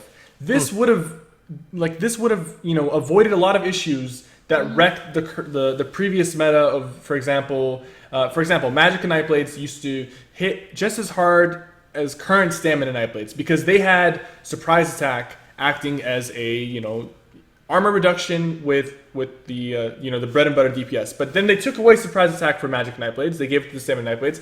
Now we have an issue where stamina Nightblades are hitting harder than Magicka Nightblades because stamina Nightblades, they stole one of the morphs from Magicka Nightblades. Instead, they could have added a 3rd morph or even add 2 extra morphs. When you morph an ability, it doesn't. This is why we ask, like, who's really in charge? Sorry to cut you off. Go ahead. They did it to ultimates, right? They made ultimates scale off of whatever your highest resource was. They didn't even need to add new morphs in. All they had to do was make the shit scale off of whatever your highest resource was, whether it was max magic or max stamina, or weapon damage or spell damage. And they could have kept the abilities there. So if you were a magicka build, you could use surprise attack if you want. And if you wanted the movement speed as a stamina build, you can use concealed weapon. It's that simple. Well, that's a discussion that really we had idea. with the devs back in the days when Alacrity was still meeting with them, suggesting that they separate the Magicka stamina pools and make stamina only used for roll dodging, blocking, and the like, and instead of a Magicka pool, have an ability pool that would be used for anything, no matter what the morph. I'm guessing they didn't go for that because that's like an extremely fundamental portion of this game that would require a significant amount of changing. Yeah, we were told no chance in hell. All they had to do was, they already did it with ultimates. Your ultimates scale off of whatever resource is higher. Yeah. Because they didn't want to make different. But they can do that because ultimates scale from ultimates is coming from a different resource pool. But it's a little trickier with the abilities because they come from different pools. Not necessarily. Right. Not necessarily. Because right now you get a stamina morph and you still use stamina. You get a magicka morph, you still use magicka. It's literally the same thing. It honestly, it makes no sense. It made no sense for them to add stamina morphs in. Period. It was what they do with this game. Every time they update and patch something, they band-aid fix it. The issue was people wanted to run stamina in 1.6 before 1.6 hit. Stamina was not a thing. People wanted to run stamina builds, and they were like, okay, let's give them some stamina morphs. Instead of saying, hey, let's not give them stamina morphs, let's actually make every ability scale off of whatever the highest resource is. But that sure kind of, if you do that, it'll eventually come down to you can manage your resources better if you just go all stamina, or if you manage your resources better if you go all magic. It will make people, the meta will shift in one direction really, really fast. You won't even have stamina or magicka, because obviously right now stamina is the better approach. So everyone will just switch over to stamina and take all the magicka morphs, and technically those magicka morphs will be stamina. In reality, like your idea would not be able to apply to every single ability. It would only be able to apply to like certain specific abilities, like the ones that got the stam morph. But those abilities, they could easily just have added an extra morph to them instead of taking morphs away. You basically took away some of the, That's the thing. customization of certain builds. They didn't take morphs away though. That's the thing. Like ambush was a thing that magicka builds can use back then. They didn't take the morph away. Ambush is still there. It just only scales on stamina, and that's the issue. They took away the opportunity or the choice of being able to use it for both resources, and that was the major issue. It wasn't that they took away the morphs. The morphs are still there. It's just it only scales off of one resource now. Well, you could just, like what you said is correct. But in reality, the way ZeniMax is the way they would go about doing this, because even if you have like a great idea, if they don't want to go down that route, and I feel like trying to sell them a third or fourth morph option will get their attention better than having like an ability that just can flip flop. Because then you have an issue where like, what if you're like a very, very tight hybrid build where it's like both your magic and stamina pool are pretty much the same, and it's just it can get a little tricky at that point with buffs. Sometimes your magicka will be higher, but no, that's or lower. It's still simple though, Cypher. Whatever is the higher resource. If you have 20k magicka and 19k stamina with more magic or more spell damage and more weapon damage, it should just scale off of that resource, regardless of the fact. And that actually brings in more opportunity for hybrid builds, because now you don't have to sacrifice what resource you stack into. Like that. Honestly, that would have been a simple fix. Honestly, now that I'm thinking about it, I don't know why they didn't do that in the first place. The only issue I see with that is how would you do costs? Would you just do like it costs 3k magicka or stamina depending on that's the issue. I think that's what Cypher was trying to get at, was if you start doing something where a magicka something that costs magicka scales off of stamina or weapon damage, then your like, pools get all screwy. Because you'll have an issue where like say you buff your magicka pool during combat and your magicka becomes bigger than your stamina, then it's going to switch. That might make things a little complicated. All right, you still have to understand your ultimates are already doing this, but they're on different resource. They're on different resource. They're on a different. They're not on a resource. They're on no. They're not on a different resource. They scale off of your maximum magicka, stamina, spell damage, and weapon damage, whichever one is higher. They use the ultimate resource, like the percentage of gaining ultimate, but they still scale. Okay, so off of that same what thing. You're saying, just to get this, just to understand what you're saying, let's assume you have 3,000. Like let's just say you have more magicka than stamina. You use an ability. It's going to scale off your max magicka or stamina, but that morph will still cost stamina? Is that what you're saying? Or are you saying that... Alright, so here's a perfect example, right? I'm a stamina DK, right? I'm a stamina DK. I want to use whips. I want to use any morph of whip, whatever it is, whatever whip morph I choose. But I'm a stamina DK. If I have a higher stamina pool and higher weapon damage, then that ability scales off of stamina. Period. And whatever morph that I choose. What? And costs magicka or stamina? It costs stamina. Whatever. Okay, then you would never have any ability that ever costs magicka, ever. Yeah, that's what I'm saying. Because right now the current system allows. If that's how they code it, then I would be a stamina sork. I would be a stamina sork throwing out crystal frags because it's easier to play with stamina. You can stack your weapon damage higher than magicka. But that's the thing, though. Then you sacrifice. You play as a stamina sork. You could throw crystal frags, but you don't have damage shields. I guess so. I get what you're saying, but I mean, just like it's a difference. It's a difference of it's complicated from a programming perspective. I think the simplest thing would just be to have 4 morphs: 2 magicka, 2 stamina, make it even, and only apply it to the abilities that currently have stamina morphs. 2 magicka morphs, 2 stamina morphs. Plain and simple. I think that's the Or easier just way. make two, because you have to make everything dumbed down for Zod. I mean, I personally would not trust ZeniMax to implement like what you said, because I feel like they would mess that up. they would fuck it up. They would mess it up really, There's really a lot bad. of numbers so to move hard. around in a lot of these solutions, and that's what I was gonna say. Like I have so much to say on all this, but I don't want to be a downer, but like the people handling bounce are just inept. All right, I'm sorry. Like they need somebody who's in touch with skills bouncing this. They put in shit. Like, okay, so this patch, like, we're gonna help you, Stem Sir. We got something real special for you. They gave us a fucking stamina lightning form morph. It's fucking garbage. It's one of the worst skills ever put in the game. And they didn't even revisit it. They're like, yep, that's it. And, isn't that sweet? Yeah, it's a piece of shit, man. No one uses it because it's fucking worthless. It lasts half the amount of time as Magicka. It drains your stamina. If you want to sprint, it kills your stamina. So I'll just leave it there. It's fucking dreadful, man. I don't Overload think doesn't the even scale programmers are properly. inept. I just think they may not play the game. I think that's the No, problem. yeah, They don't I'm play the not game. saying they can't do the technical side of the Right, job. yeah, I don't yeah. doubt that at all. What I'm saying is they think they can just take things on their own. They ignore the feedback. They're like, listen, that's the skill that, some guy came up with, and that's what we're putting in, okay? Did anyone You're ask for gonna that? love it. Did anyone ask for a stamina morph of? Who asked we for asked- that? Someone that asked, some we just PvE or wanted somewhere? stam morphs, and they're like, they literally came on ESO Live once, and they're like, yeah, we got something for you, don't worry about it. And that's what they gave us. And it's shit, man. Nobody uses it. We even said, before it even went on the test server, we said, this is shit, man. No one's going to use this. This is not Guys, what we wanted. consider, sorry to interrupt there, but consider that the line of the conversation now is going back to the solo PvPers, which is what the most criticism was about last time. And not that there's anything wrong with that, just wanted to bring it to your attention that while Jules and I are here, we may want to go a little bit more into her expertise on the DK or the group impact of all of this as well. Okay, so well, here's the thing. Class bounce, we're gonna cover both. Like we want to cover both the solo aspect and the group aspect. So if you feel like there's an aspect that is particularly only affecting the solo or small group, but it affects the group aspect differently, then speak up, because we want to see that point of view as well.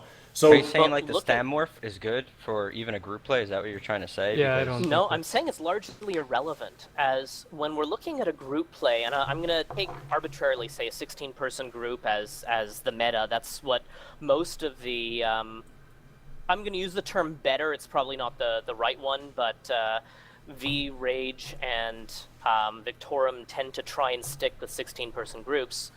There is a meta for that, a certain number of healers, a certain number of roles and responsibilities. So you have people who are going to be spamming the healing springs, you have certain number of people who are going to be spamming the purges, and then you have a certain number of people who are going to be casting AoEs with 2, potentially 3 single targets to take out high priority targets. I mean, we happen to love taking out certain people at times. We sick our 2 or 3 single targets on them because we know it pisses them off and the like. But when you have your meta for a 16-person group, and let's just for the sake of the debate say that there's 10 DPS in that, 8 of those DPS are going to be highest AoE build damage, highest AoE damage builds, and 2 of them are going to be a build like Fangrush tends to run. So there's not very much wiggle room there for having someone theorycraft come up with something amazing. This is what you have to run to succeed in a group. And while I personally, my favorite play is when my wife and I go out and duo gank. I play Magicka Nightblade and she plays a Magicka Templar. When we're running in group, there's no real room for the people with oh yeah, but I like playing like this. It's, no, you've got to do what's right for the group. And the different morphs and different options are largely irrelevant to situations like that, and I think that's horrible. It should, and again, the operative term should that I called Cypher out, I think it was earlier, it should be that you can have people coming up with different types of builds using different types of skills, and they'll be able to benefit the group no matter what they're doing. Though if you have someone coming in with one of those builds right now today, unless they are among the best of the best, then there's no real value, or I shouldn't say no real value, but very limited value in having them, and it would be better for the group's performance overall to have someone who's going to conform to one of the meta single builds as part of the group meta.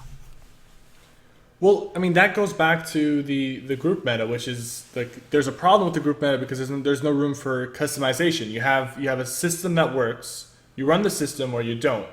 But this topic of discussion is mainly focused on outside of the system, which is, you know, the small group and solo play is where really the class balance shines, because you don't, like, if we're talking when the game first started, if you had a Vamp DK in your group, that guy was definitely worth a lot more than anyone else in your group.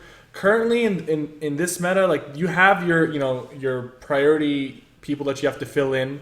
You have to have a certain amount of healers, single target, AoE. But there's no like, oh, you know what? We need this particular build with this particular class, and if we have this setup, we'll be great, because DKs are ridiculously good in a group meta. Like, this is like way back when Vampire DKs were like running Cyrodiil. But now we don't have that, so it doesn't necessarily apply as much. Now we do want to see more customization when it comes to group play, and have different builds that can benefit the group just as equally as the current, set in stone, or not set in stone, but the current meta for group play.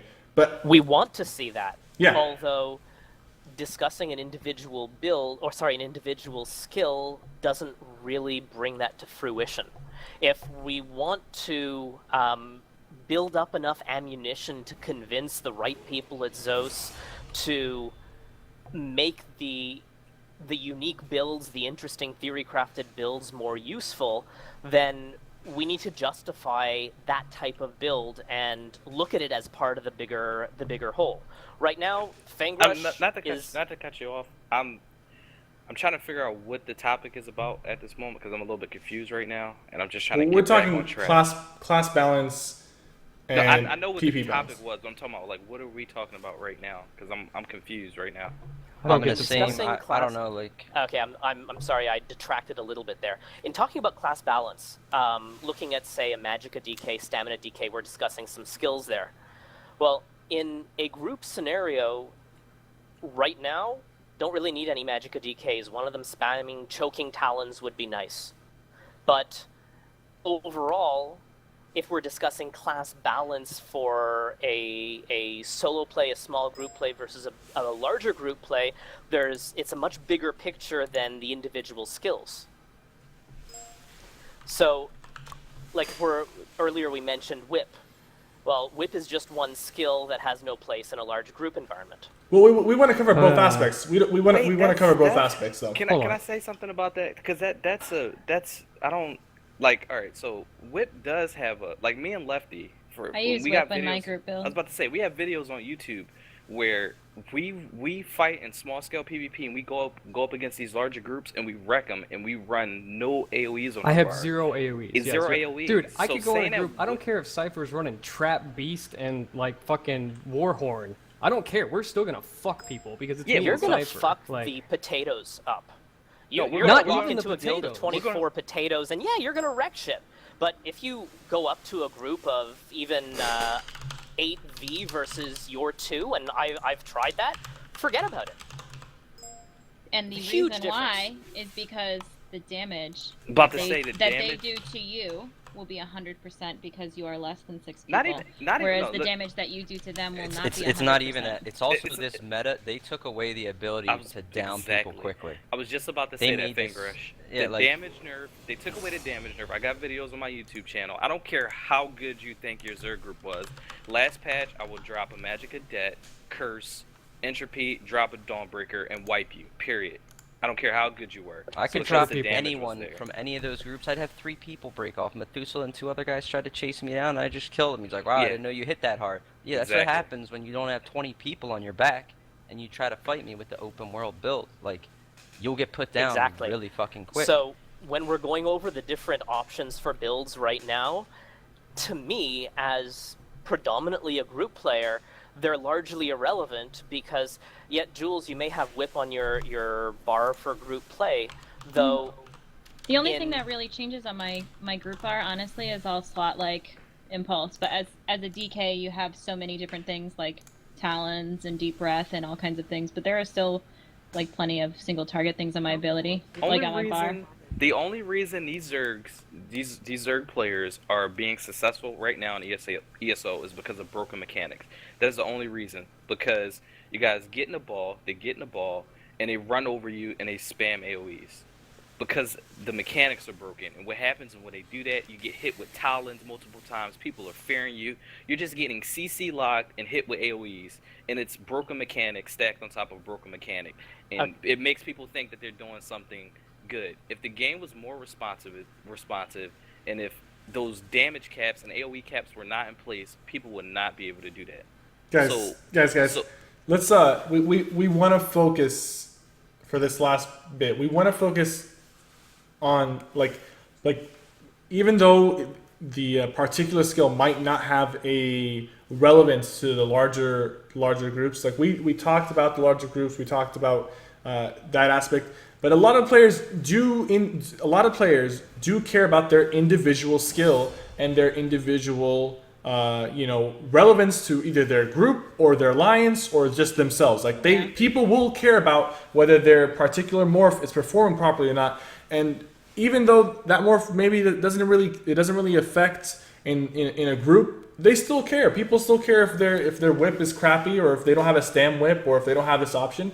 Like everyone's gonna individually care about their character. Now if we go into the group part of things, of course you're gonna lose some of the individuality of your own build for the sake of the group, and that's perfectly fine. That's the way you have to work together. You have to synergize. We get that, but yeah. For this particular discussion, guys, we want to get into detail on particular abilities, particular issues affecting specific classes and their abilities because people care about that. Obviously, on the forums, people care. Magic DKs are, they're loud and proud. Yeah. So I mean, very talking loud about Sork, and I don't know. We went off talking about group builds and stuff and group play, but let's. I think okay. Jules was talking about. Let's talk about Magic issue DKs. with Magic DKs. Let's talk about Magic DKs because Oh my god. as of right now, in my opinion, Magic DK is one of the worst builds for small/solo group play. I can't comment on it's not larger great for groups. Group either, bro. Okay, Terrible then for go group ahead. too. Take the floor, Jules. I wouldn't say it's terrible. The only other thing I wanted to say about abilities, when we were talking about stamina versus magicka, I think the best comparison that I can make between stamina and magicka is if you look at Impulse and you look at Steel Tornado. Steel Tornado does a fuck ton more damage. It has a 12-meter range. Impulse was nerfed from 8 to 6, so Impulse is literally half of the range of Steel Tornado, and Steel Tornado is also an execute on top of that. So that's like, if you want to talk about like group PvP, about AoEs, about things that you're comparing stamina versus magicka, one is literally double the range. That's obviously not And right. it's an execute. And it's an execute. Like, come on now. It's completely obvious that that's like a huge problem. Yeah, that's insane. That's whatever. Magicka DKs, I don't even honestly know where to start. A couple of the huge issues that Magicka DKs have, I don't know if you guys have read the thread that is on the forums. There are actually a bunch of different threads now. But there's a couple of reasons why they're so bad. And a lot of them have to do with the things that changed in 1.7. Magicka DK damage is really low. It was always kind of designed to be a sustained damage more than it was like very bursty with the dots and stuff. But the issue with their damage nowadays is it is very easily purged off. You can people can cloak it off, people can purge it off. So even if you run those on your bar, the chances of them being able to tick for the entire amount of damage is just probably not very likely. They're also the only class without an execute. The only class. I mean, for fuck's sakes, Nightblades have a stamina and a magicka morph of an execute, and DKs don't even have one. I mean, that's just insane. The fact that Talons is blockable. The fact that the champion point system, there's Elemental Defender, and then there's also Thick Skin. And I was just doing some testing with my friend Vin today, and I was just completely appalled to find that these two champion points passives, they actually stack. So If I'm doing Burning Talons on somebody, the flame damage will be reduced. Like if you were to stack, up to 25% in both, the ability would be reduced because of flame damage, and it would also be reduced because it's a dot.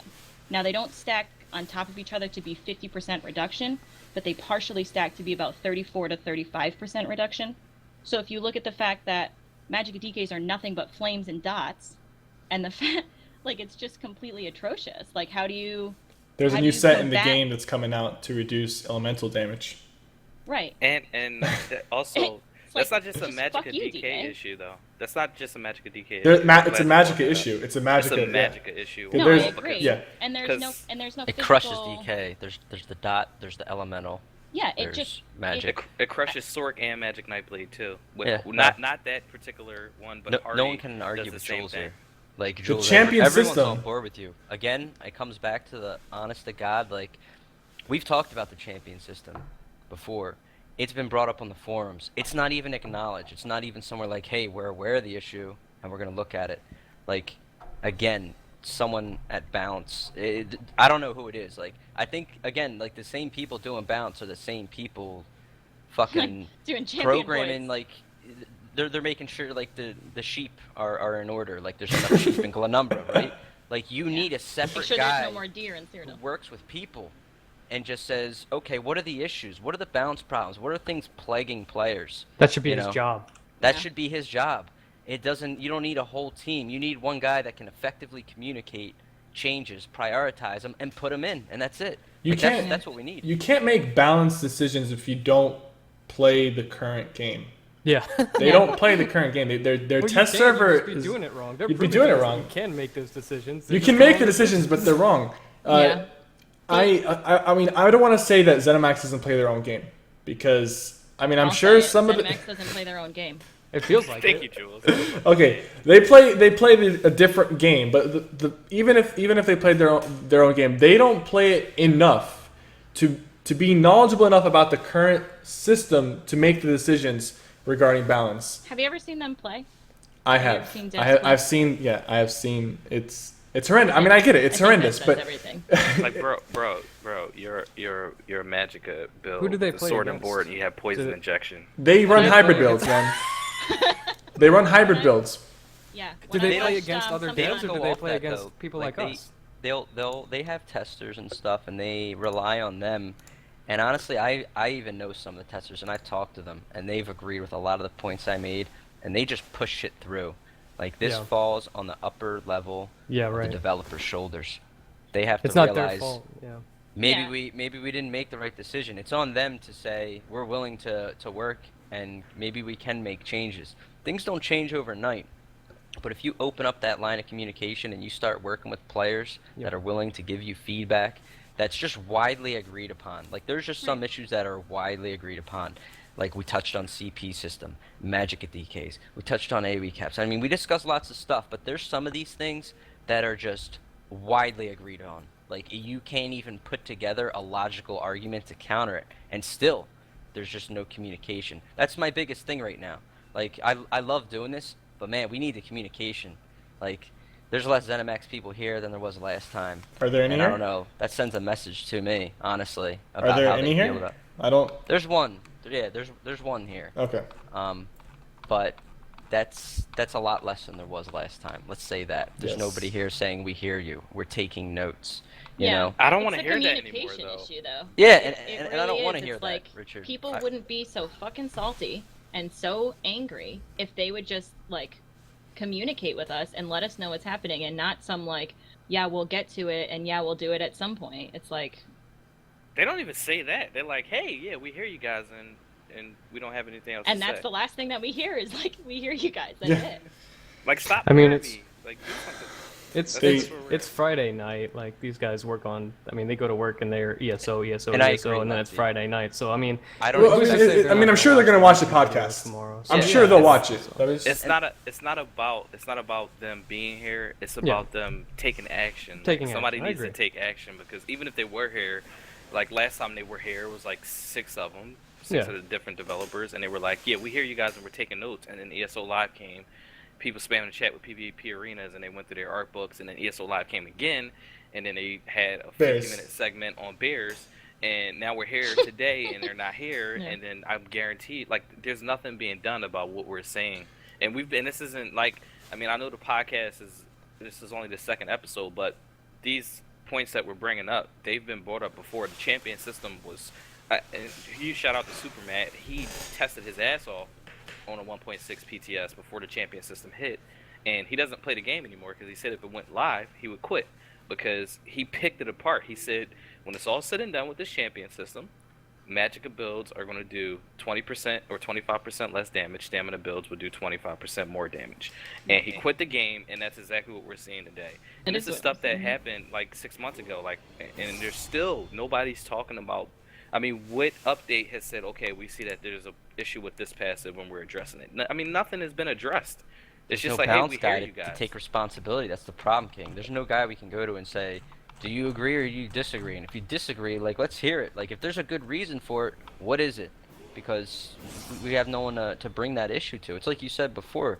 They'll just deflect issues, you know? We'll say, this is going to get fixed. Well, it's not my job. It's this guy's job. It's fucking Robble's job, and he doesn't even have a forum account. Like, I got nowhere to send these issues, man. Like, he is honestly the person that we should be sending a lot to, and he literally doesn't have a forum account. He doesn't post. He just doesn't post. He said he has one. He doesn't post.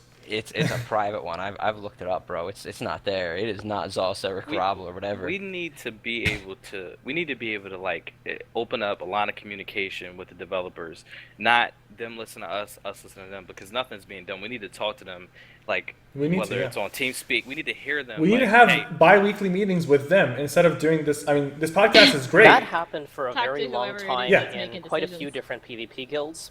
And for the most part, the people who attended those were the community managers who didn't completely understand many of the things that were said. Exactly. So Crown, you're right about that. I've only had one meeting where Eric was there. And I feel like during that meeting, I got a lot off my chest that was eventually fixed. Like, one of the issues that I had, I mean, this is bug related, but it's still, once you tell it to the right person, things get done, especially if they agree with you. Vampires could feed on other players, and you weren't able to CC break the vampire feed. Oh God, this was in the game for a very long time. I had one meeting with Eric where I told him, like, this was an issue. Next patch was fixed. So we gotta have a line of communication with the right people who are in charge of, you know, certain parts of the game that will actually be able to, you know, with their you know, dev power, implement changes or fixes to the game, because there's fixes and then there's future development. And honestly, we need to start off with working on the fixes and then hopefully guide them into better future development. But there's still issues in the game that we need to fix, and we got to get it across to the right people. There are small bugs that bother me every single day, but I mean, I could do a bug report, but there's probably thousands of bug reports going in every single day. There's probably a bunch of bug reports that aren't even bug reports. They're probably just people don't know what they're doing. There's ones that happen every day. They change the gameplay. It makes it horrible. Yeah. So I agree. There is a bug in Cyrodiil right now. I don't know if you guys encountered this, but your character won't be able to use stamina for dodge roll or CC break or light attacks. It happens a lot of times, and you have to reload your UI. This was a really new bug that was introduced last patch, and I don't know what's causing it, what the fix is, but like, I guarantee you, bug report will not get it fixed. You have to tell it to the right person. We have to have a direct communication. Yeah. Like, doing this podcast every other week is fine. We share our opinions. The players hear us, but really it doesn't mean anything if we don't have a direct line of back and forth communication with the developers in charge of certain aspects of the game. Well, here's an interesting question, and I don't know what the answer is. What percentage of players of this game are hardcore PvPers versus PvEers? I would like to find out. I would like to find out, honestly. If the answer turns out to be under 10%, then why do they care? There are none left, I promise you. Okay, if it is less than 10%, then I don't blame ZeniMax for ignoring us and for kicking us under the bus. I will pack my bags and get out if it is under 10%. For some reason, I highly doubt it, just because of the fact that we're getting more viewership than ESO Live when they talk about the PvE content or Sinium Bears. We're getting more attention, and we have definitely a lot more traffic. So I know PvP Twitch is traffic more and YouTube traffic. self-sustaining. I know YouTube traffic and Twitch traffic doesn't mean it doesn't necessarily translate to PvP and PvE players. Like I could be wrong, I could be right, but I really would like to know. I would really like to know the population of people who visit Cyrodiil on a daily basis, or every other day, and population that just never visits Cyrodiil. Because if there's honestly 90% of the community doesn't even PvP, then you know what? I don't blame them for treating PvP players like Well, that. we do know that Zos still speaks regularly with about a dozen odd PvE guilds. They don't. Yeah, they haven't reached out I to heard us. trade guilds or something. Like, what the fuck's a trade guild doing that's even fucking Yeah. relevant to And all anything in the this PV game? Some people enjoy guilds. making virtual currencies. No, and I get that, but like, what if I have I could start a trade guild and invite people, and it's selling shit, okay, but what does that matter? What at is all? there It to talk doesn't- about? Yeah. Well, hey man, from can you the change the shop alternate up, bro? perspective, no, but from the alternate perspective of PvPers, like, what do we accomplish PvPing? We make AP, we get a couple of extra pretty colors, and yeah, League 8 Black is gorgeous, but what else does that accomplish? So making virtual currency or making pretty colors later on, yes, there's a lot more complex stuff to talk about in PvP, but if they have 90 traders for every 10 PvPers, and just, I know that's not realistic, I'm just using it for the sake of argument, then it behooves them to communicate and make sure that the Traders traders are happy. I mean There's that. so little going on with trading. That's all I mean. Yeah. I'm not. It's like, easier for them. It's easier it's for not them. like, They're what are you taking the doing, easy route. ESO? Oh, I'm a trader. I trade. Like, no one ever. That doesn't Nobody happen. ever said that. like you Well, go, then they you can set get up a your whole shop. lot of check marks. You guys are a fair bit younger than I am, but having worked in a business environment for the past 20 years, dealing with project managers, they have a whole bunch of check marks on pieces of paper. And the more check marks that they can check off, the better their ratings, the better their reports are, and the more of a bonus they get. So if they talk to a bunch of traders who say, yeah, I'm happy with everything, it's all wonderful, and you can add this sorting feature here, then they can put a check mark in that box, get a bigger bonus, and say, yes, we did our job, everyone's happy, and let's move on to add more bigger, wonderful trading things. I'm gonna step in and say, like, even though I How did we haven't. get from Magic of DKs to Trade Guild? I'm just confused. I don't know what I think we were happened. talking about Zosta communication and who they're communicating Yes. with. That's Okay. what I mean that is a little. And- It is relevant, not to the original topic, but for everything, because all the issues we're talking about right now, if we don't have a direct line of communication, it means nothing.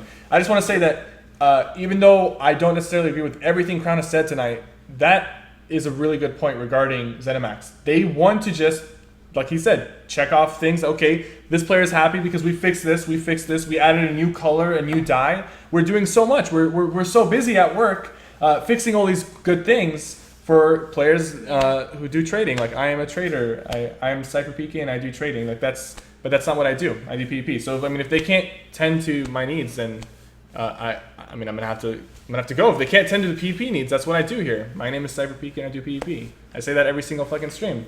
It's not gonna change. I'm not gonna turn on my stream and be like, my name is CypherPK and I trade shit for gold. Like, that's not what I do. Watch me trade shit. I consider it just a sub thing. I'm not trying to degrade it or its value to the game, but honestly, it's something so small to the game itself.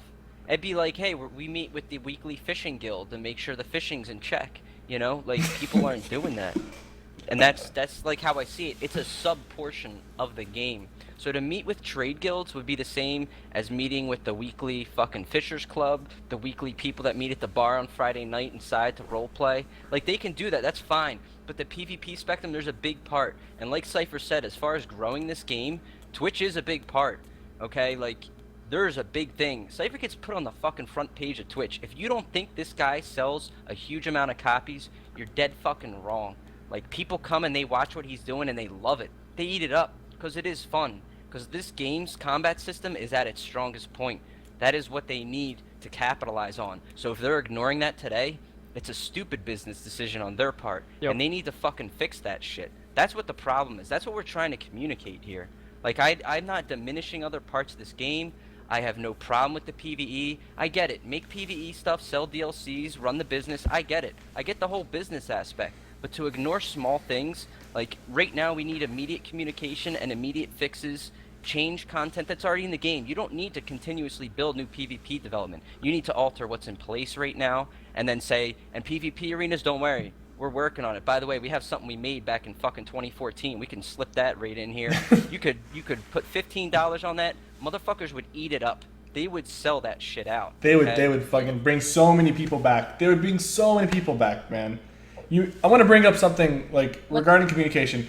Go. Okay, we class balance. We want to get into the DK and CP, but shit gets out of hand. Like we could definitely in a future podcast start off with class balance. That way we don't keep going back to our the communication aspect and the Cyrodiil meta. But there was a poll on the forums. This is regarding communication. I know we weren't going to talk about communication, but this is this ties in with everything. There was a poll on the forums regarding AoE caps before it was implemented, and 3,000. Correct me if I'm wrong, but the numbers are pretty similar to this. 3,500 people voted against AoE caps, and 500 people voted for AoE caps. Next patch, AoE caps were implemented. What the fuck is that? Like, where is the communication? I saw this poll. I didn't even realize this poll existed. First of all, getting 3,500 people to vote on a poll is impossible nowadays. We don't even have 3,500 people playing PvP in Cyrodiil anymore. We had 3,500 people vote against AoE caps and 500 people voting for it, and AoE caps were implemented. Yeah. What does that even mean? Where's the communication? Where is? That's why. That's the majority. That was a 90% right there. Like you said, if less than 10% are PvPing, you're like, and I don't blame ZeniMax, because I do. Like, I was PvPing all through beta. I'm blaming them for getting us to this point. Exactly. That's what I blame them for, because there was such a strong PvP community. There were a lot of great players like us. You know, there's less of us today. There's a lot of new people coming to the game, and that's great. We all love new people coming. There's going to be a lot of people. Can someone link me that poll really quickly? I just want to pull it up. I can pull it, man. I got that shit on fucking standby here. I link it in threads all the time. I got that shit on standby.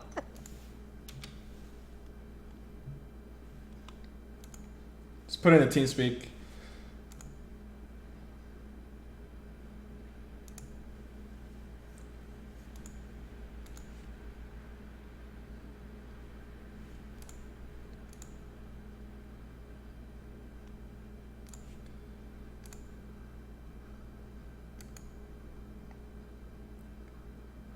Sorry, I'll get it here. Give me a sec. Okay.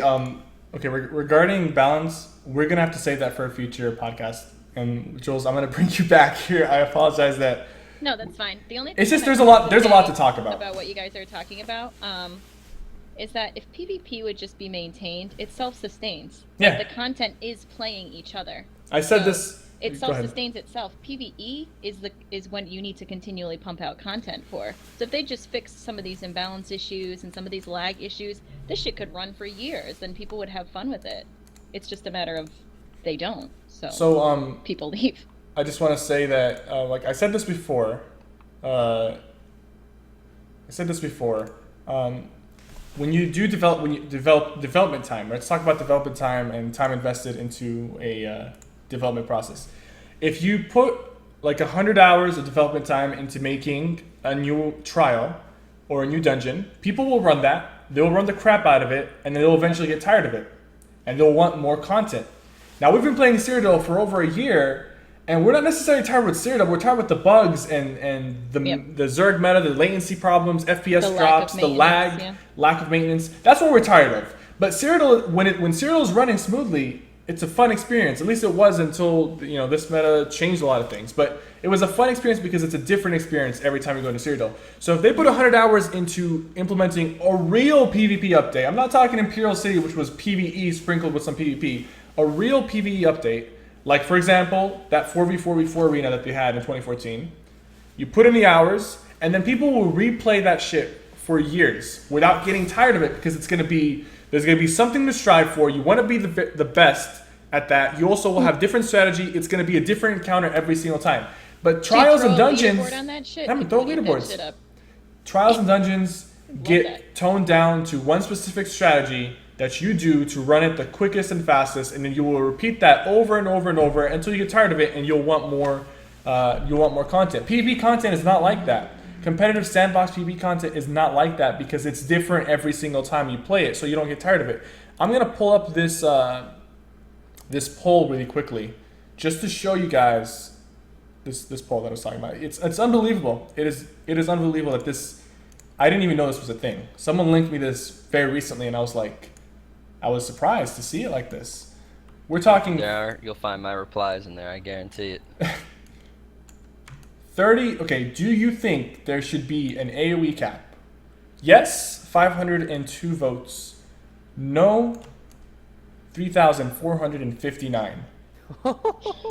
Currently, we have. 12% You lied to to us. You said 87%. 3,500. Good I game. said 3,500. I lied. I'm sorry. You can round it up, though. You can round it up. You know what's interesting? I guess maybe King brought this up because I was showing this to him last night. But like, if you go and look at some of the the first page, like if you read some of those replies, I'm not saying you have to show it here, but if people look at that poll, you look at the first page of replies. They're like, if you do this, this is going to happen. All that shit's come true. Like that is what has happened. And I mean, the game wasn't like that.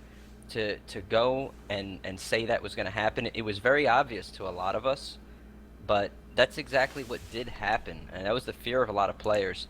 That was the biggest hit that the PvP population took. A lot of guilds just up and left after that. They said, we didn't sign up for this. It was really unfortunate. It got worse once they did the dynamic ult gen, because again, you have to understand what they were trying to achieve with this. They didn't say, hey guys, we can make the game better if we put in AoE caps. They wanted to fix the ult problems, which I get and I agree with. But there were so many problems.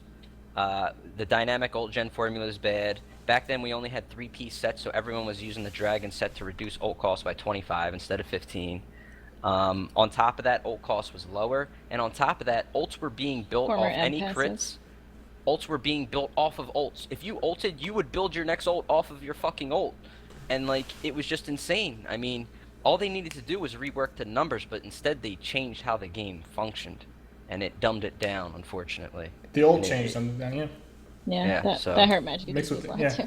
Yeah, go back to Magic and DKs. But listen, We can talk about it another time, though. we're going to talk about this in another podcast because I honestly want to give the stamina and Magicka, the Magic and DK, the class balance should be a podcast by itself because there's so many aspects of it and there's so many details that we need to go through.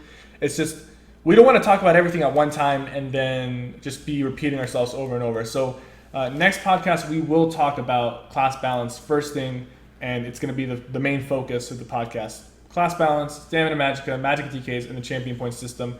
And I actually want to do this.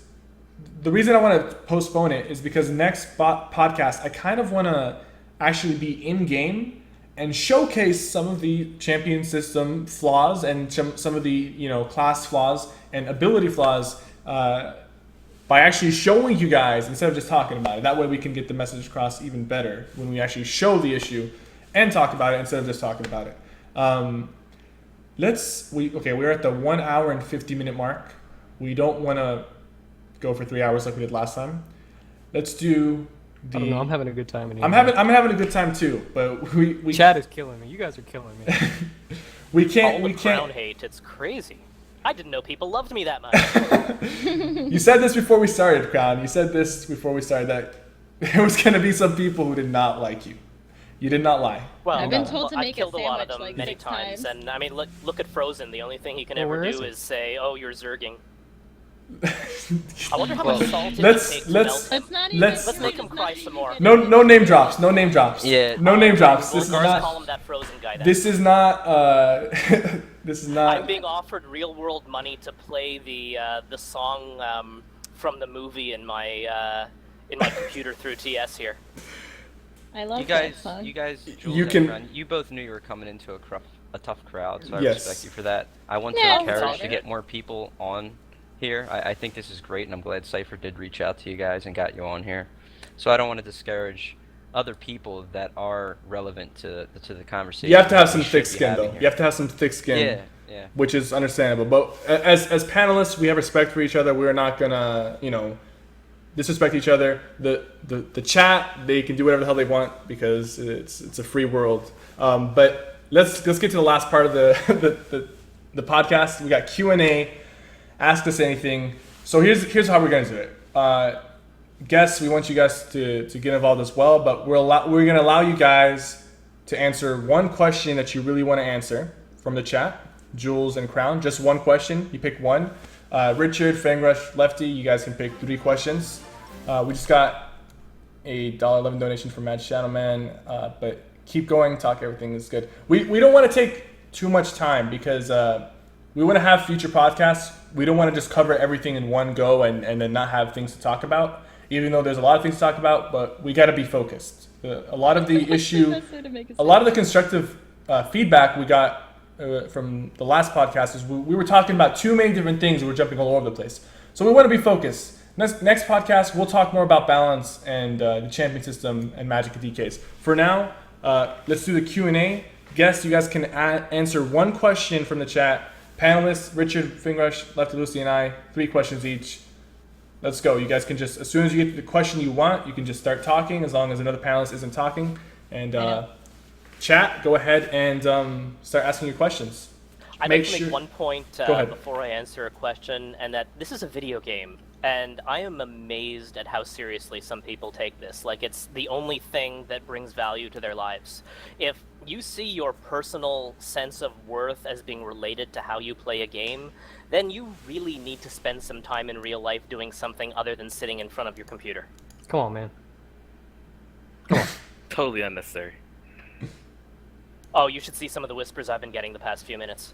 I mean, That's fine. Just I mean, again, as streamers, bigger man. you gotta have thick skin. Just let it slide off you. Like that's. I mean, I've been making videos since I was in middle school on YouTube. I've heard just about everything that there is to hear. look at this 12-year-old. He thinks he can PvP. So, but you just gotta let it slide off. You cannot like. You I don't cannot even see any let. questions that aren't related to sandwiches. Oh God. Tuna melt with a slice of Swiss on rye. Was that a question? Someone asking a question? I think Oh. that was We're a bad talking joke. about sandwiches. Oh, sandwiches. That's I'm what you looking eat? for right now. I could definitely use a turkey with some avocado spread on top as well. Where's the people are just questions, asking, guys? Like, how many sandwiches I can make? Dude, in, like, last 1 time we had minute? so many Like, other questions that we had to like pick and choose. Guys, if we Okay. if we did Where's the not question? cover a topic, do not be afraid. Oh, We're going here's to. one that I'll answer. Go ahead. What do I think about the Archmage set? The Archmage set used to be amazing. It used to be a staple for the grand majority of Magicka builds that I would advise people to use. Right now, the only value that I see in it is the 3 set, although considering that the 3 set of willpower is the min-maxed jewelry to wear right now, Archmage really doesn't have a place in most of the builds that I would suggest using for a Magicka Nightblade. And the only reason to use Archmage versus anything else to reach spell power is because it does have a neck. So if they ever do get to the point where they're going to nerf the extra amount you get from the willpower 3 set, it being, off the top of my head, I don't recall exactly, I think 50% more than any of the others, then there may be value in Archmage. But unless they do that, there probably isn't. All right, I got a couple questions here. I'll take one of them right now. Wilson's asking, how do I feel about the lack of mobility and burst DPS in the DK class?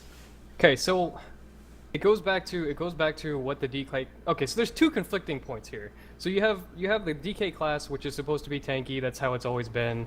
They're supposed to be tanky. Tanks shouldn't really be able to burst like crazy. Like I'm not expecting a DK to have as much burst as a Nightblade.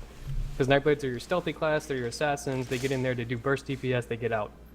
So I'm okay with the fact that DKs don't have burst DPS. And the fact that they don't have mobility also doesn't bother me because I know what I signed up for when I rolled a DK. I signed up for someone who's going to get in there and he's going to go down with the ship if it gets too heavy, and that's fine with me. I die a lot as a DK because I get outnumbered and I don't have enough DPS to finish off the people who are clobbering me, but that's fine. I'm okay with that. So honestly, it doesn't bother me one bit. Not having burst, so a lot of people talk about, well, we need a stam whip, we need this, we need that. That's, again, it kind of goes back to me. I don't really, like, I know what I signed up for. Again, I signed up for a class that has low DPS, and I signed up for a class that has high survivability. So not having a stam whip doesn't bother me that much. although the way the game is going, it doesn't really make sense for DKs to not have a stam whip. When the Templar's primary DPS ability being jabs, that has both a magicka and a stam morph, and then you have Nightblades with concealed weapon and surprise attacks. Again, surprise attack. Also magic and stam morphs. It doesn't make sense for DKs not to have a stam whip. So from that perspective, I think DKs need a spam whip. That would give them a class ability that has burst DPS. Mobility, I don't care. Not a big deal. Sorry, that's fine. I'm supposed to be slow. I'm the turtle. It's okay. I got a thick shell. We're all good.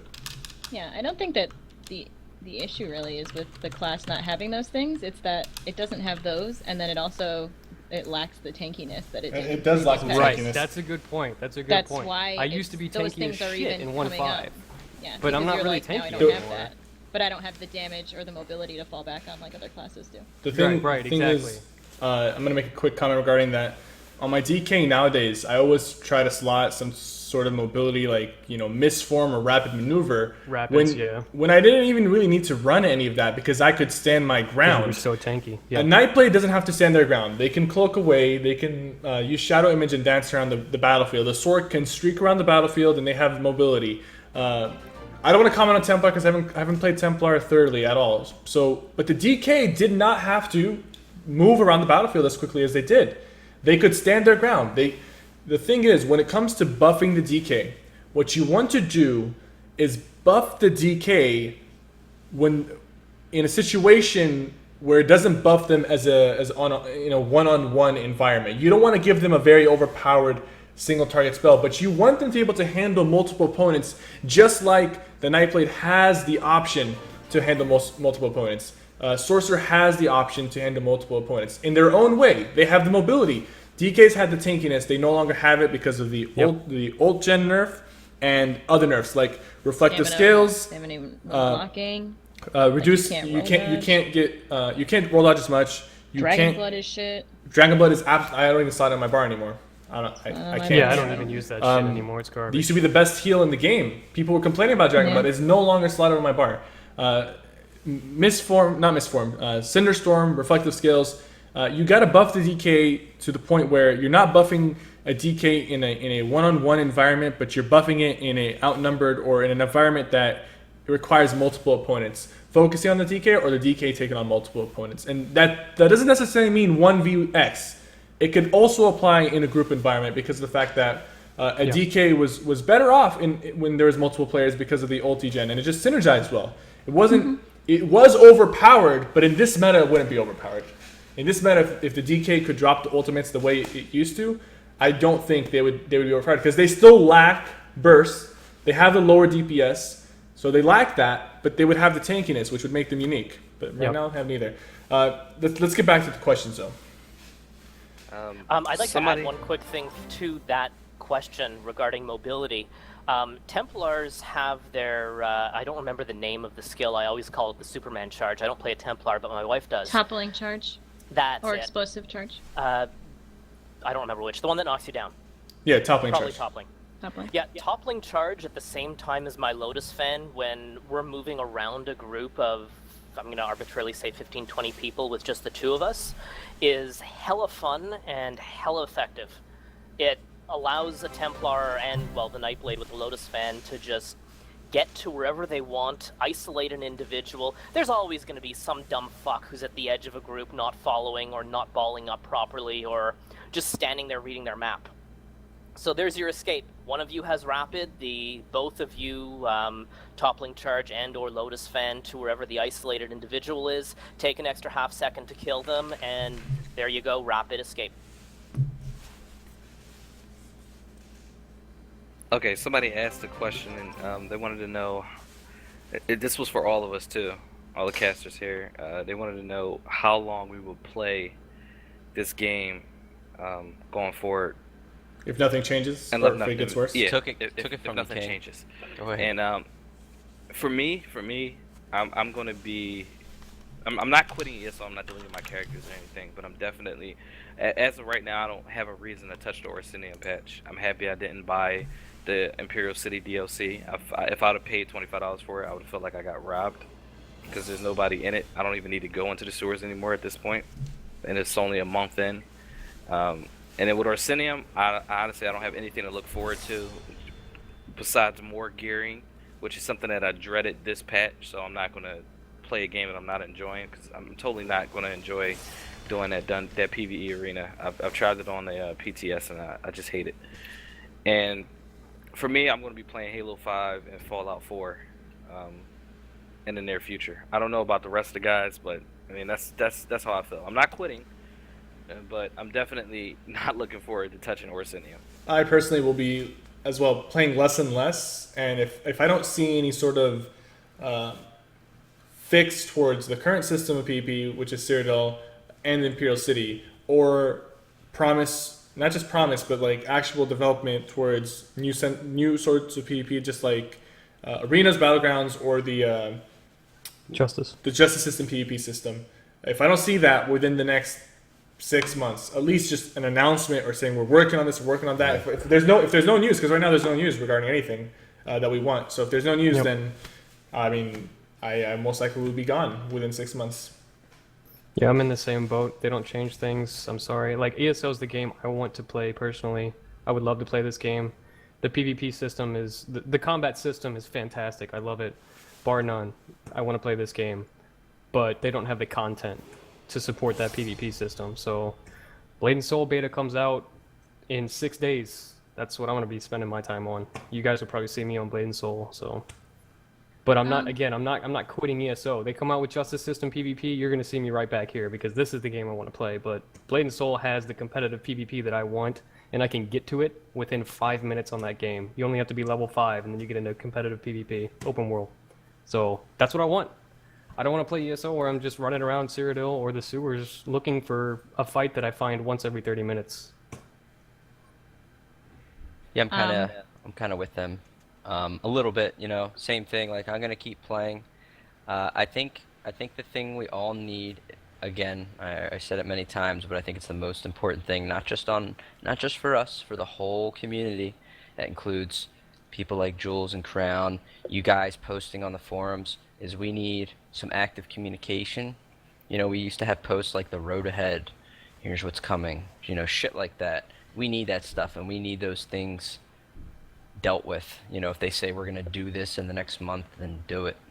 If they're not saying anything, if we bring up issues that 1,000 people on the forums are talking about, when there's only like 1,000 people left that maybe even post, and there's not even 1,000 people on the fucking PvP forums posted anymore, but almost every single person on there will agree on something, and we can't even get someone to acknowledge it, we got a problem. There's a communication breakdown, alright? And that needs to be addressed. If we see those things, I think you'll see everyone in this podcast spending more time with ESO and keeping their interest here. If they continue to neglect us, it's tough, because we don't just do this shit to come on here and like we're here to have fun. We love to have fun with our community. If we're not having fun, our community doesn't enjoy it, and we need to play something where we have fun. So I mean, that's what it comes down to. So I just want to say, just for the record, and just for people who are watching this on YouTube, someone asked me to say this. There's currently over 1,100 people watching this broadcast. Just for reference, just so you can understand the type of support we're getting and the type of attention that the podcast is getting, because there's definitely a lot of people who want to see the game succeed. It's not like we're speaking to a small group of people. There's over 1,100 people watching this stream, and we've had over 1,000 for the majority of the stream. We've been live for 2 hours so far. As far as how much longer I'll be around, if they don't, I mean, it's kind of a no-brainer. If they don't address any of these issues, then the game will not be fun anymore, as it will just continue to get worse and worse. The only real reason I play this game anymore is because I have a lot of, you know, I love a lot of fun with all of my friends. Your friends. That's why we're all here, yeah. I think. I don't have friends. I don't have friends. Yeah, we know. But, you know, I see so much potential in this game, and I just have put so much time, it's like disgusting, into this game. So I would really like to see it turn around and get better. But I don't know. I'm tentative to like, I don't know which way it's going to go. I really hope that everybody's wrong when they say that it's, you know, it's a dying game. I don't think it's dying. I think it's going to take a huge hit as far as PvP, especially this upcoming holiday season with all these games coming out. And I think, will. I mean, with Orsinium, with the content I mean, that's not holding anybody, to be honest. And I think, like, I give them 6 months and I come back and check in 6 months. But That's the as thing of with now, there's nothing to look forward to. with MMOs, people, you know, they take a break. That's natural, and sometimes they come back. But the thing is, people are going to take breaks, and again, it's natural that they would when a lot of cool games come out and they want to go play them. But here's the thing, like, do they come back? That's the question. If there's no pull, then they're not going to come back, and that's the thing. And I think it's real telling. You know, Jules is from Haxis, is one of the best groups out there from EP side. It really is. Saying, and she can go out there, she can compete out there. Like, I have no place in Cyrodiil as a solo guy, as someone with 2 or 3 people. I have no place. Yeah, She you guys will does. get rolled, and it Then won't be because re-roll you're AD not and skilled. come join me. I don't We want don't to even jump in need those we don't even fucking need That's not to what we roll want. AD. We literally, like, There's if DC players. Cypher There's has good. a DC, I could go join K-Hole. Lefty. I'm in K-Hole. Like, you No, know, K-Hole's they'll really take good. me. Yeah, We- and we- they'll we- take me. We've gotten into those groups where it was 8 people and it literally lasts for 20 minutes, and then it's like, this sucks, because we Yeah, just but run those over groups everyone. When are it's not for everyone. for It's not. The thing is, it's not for everyone. It's not for everyone. Like, some Yeah, people and prefer that's the solo, some problem. people prefer a group. You should cater to every aspect. Cyrodiil used to be a place for everyone. Yeah. And people are really offensive. Like, I'm probably the most active guy from this podcast on the forums. And I've been taking flack from all sorts of you sons of bitches on the forums, okay? You're coming at me with all sorts of shit like, Fangrush, you're just a 1vxer, you want to kill 20 people. I don't. I'm not going to be able to kill Jules or Crown's group alone. I'd be hard-pressed to do it with 4 people. We'd have to blindside them on a flank and shit. I get that. But I want to have the opportunity. But the chance know? needs to be there. Yeah. And it's like, I said this in like a thread the other day, but it's like the same situation of like a 4v16 and like a 16v60. Like, the reason why I want AoE caps removed is for the exact same reason. Is because it's like, I'm most often playing in outnumbered situations, unless, you know, there's pug aggro or whatever, but you want that chance, you want that potential to be there for the smaller group to persevere and survive. Right now there's just not. So What do you guys think about bashable heavy attacks? Yeah, I saw Strives Strive's is asking. question. I Yeah. think That's just layers of Love that. layers of skill that they removed. Heavy Yeah. attack should always be bashable. Yeah, I feel that too. I'd like to see a It's lot another of easy button. intricate stuff. No one asked for it to be removed. No one asked for Nobody heavy asked attacks. for that. Nobody They asked did it. for heavy attacks to not be interruptible. It was a part of the game. People adapted. People realized that if you timed it properly, you got a heavy attack off, you would get resources back. It was a reward, risk I reward. remember fighting you back in the day, Cypher, all the time. You actually had a build that was set up around getting your heavy resto off. Yeah, You you would talon, take a and step then back, off, and then heavy resto to And manage. then I had to adjust my build to come up with a counter to that, and that's when I started using Destro Staff for crushing shock. And then whenever you would pop Yep. your reflective scales, I would streak through you, and it was like it was just so much skill, And just you know- revolving around that. You know, just to give you some reference regarding that. Initially, the resource management in the game was a lot more extensive. Like, you actually had to try to manage your resources. So the heavy attacks were important. When they made heavy attacks uninterruptible, people were complaining. I was complaining heavily on the forums because it was ruining the small scale aspect of PP when a Templar could just stand in your face, heavy resto, and shield up. You know when I stopped complaining? When resource management became so irrelevant, the heavy attacks don't mean anything. No one cares that you get resources back from heavy attacks. People just do heavy attacks because they could get some burst damage or something out of it. because like you're too far away. Because you're unless too far you're away. DK. No one even cares about heavy attacks anymore, giving you resources back, because That's a resource good point. management has become so irrelevant. It doesn't even Yeah. matter anymore. You don't even need to really manage your resources, just the champion system. I see a question. It says, total respawn for Magicka DK. Would you make an extra ability for execute or rework an existing ability? I don't think I would give Magicka DKs an execute if I could only make one change. I think what I would do would be empowering change, which is the opposite morph of the extended chains that nobody really uses that much. I would make that be a gap closer that goes from you go to the target rather than the target's pulled to you, so that it's not as buggy and you don't it's not like You should just have two decided morphs. which way it's going. Both yeah. chains do Nobody, that, though. No, but here's the problem But with the one chains. would pull you to them, and one would Both pull do that, them both do to that. you. So Well, no, it the should- problem is one it's should go one and dodgeable. one should go the other. It's not just That's the dodgeable. problem. It gives them Someone dodges CC it, then immunity. you don't get pulled to It gives them CC immunity. One of the chains Right, Yeah, and it is should be- definitely It's CC immunity. shitty. One of the chains should be that you pull yourself to them, and you don't give them CC immunity, and it's not dodgeable. It's just simple. It's just a gap Should be a closer. stun. But it should be a needs stun to or be something on one it. way. If it's gonna give them CC immunity, it should be a stun. If it's gonna, it should knock them down or something. If it's gonna give them CC immunity, but it Yeah. doesn't. But it gives them free CC immunity, so no one's gonna use that. Yeah. You're gonna pull yourself to them, and then you try knocking them down or CCing them, and you can't because they're immune for 6 seconds. But at least you're Well, next to them, obviously, so you can say It hi. would need to be reworked. You know, you can say hi. Yeah, obviously it would need to be reworked. Chains is garbage right now, but I just think that it's just so frustrating the way that they like designed it, or whenever they changed it. It's like if they're CC'd, you get pulled to them, but if they're not, they get pulled to you. It's So like unreliable. who the fuck uses that? Like that's so unreliable. It's like useless. I got a question. And They asked, as a PvP focused streamer, do we think that the direction that they're taking the game hurts us as streamers? You go ahead. I'm gonna. Yeah, I have want you something to say to, about. because I talked to Cypher about this a lot, and we started, and I'm not regretful that I started streaming ESO over another game, because it did propel me to a partnership. I mean, competing in another game is hard, especially a game where there's people getting thousands of viewers compared to me pulling a couple hundred. However, I believe that I have more to offer than just ESO PvP, and I've actually done it. A lot of people watch me. I've played a few different games: Destiny, Black Ops 3, Star Wars Battlefront, Halo, and we're going to be playing Halo 5 too. And I play a lot of different games competitively, not just MMOs. So to me, I'm not bound by ESO in any way, shape, or form. It's not holding me down.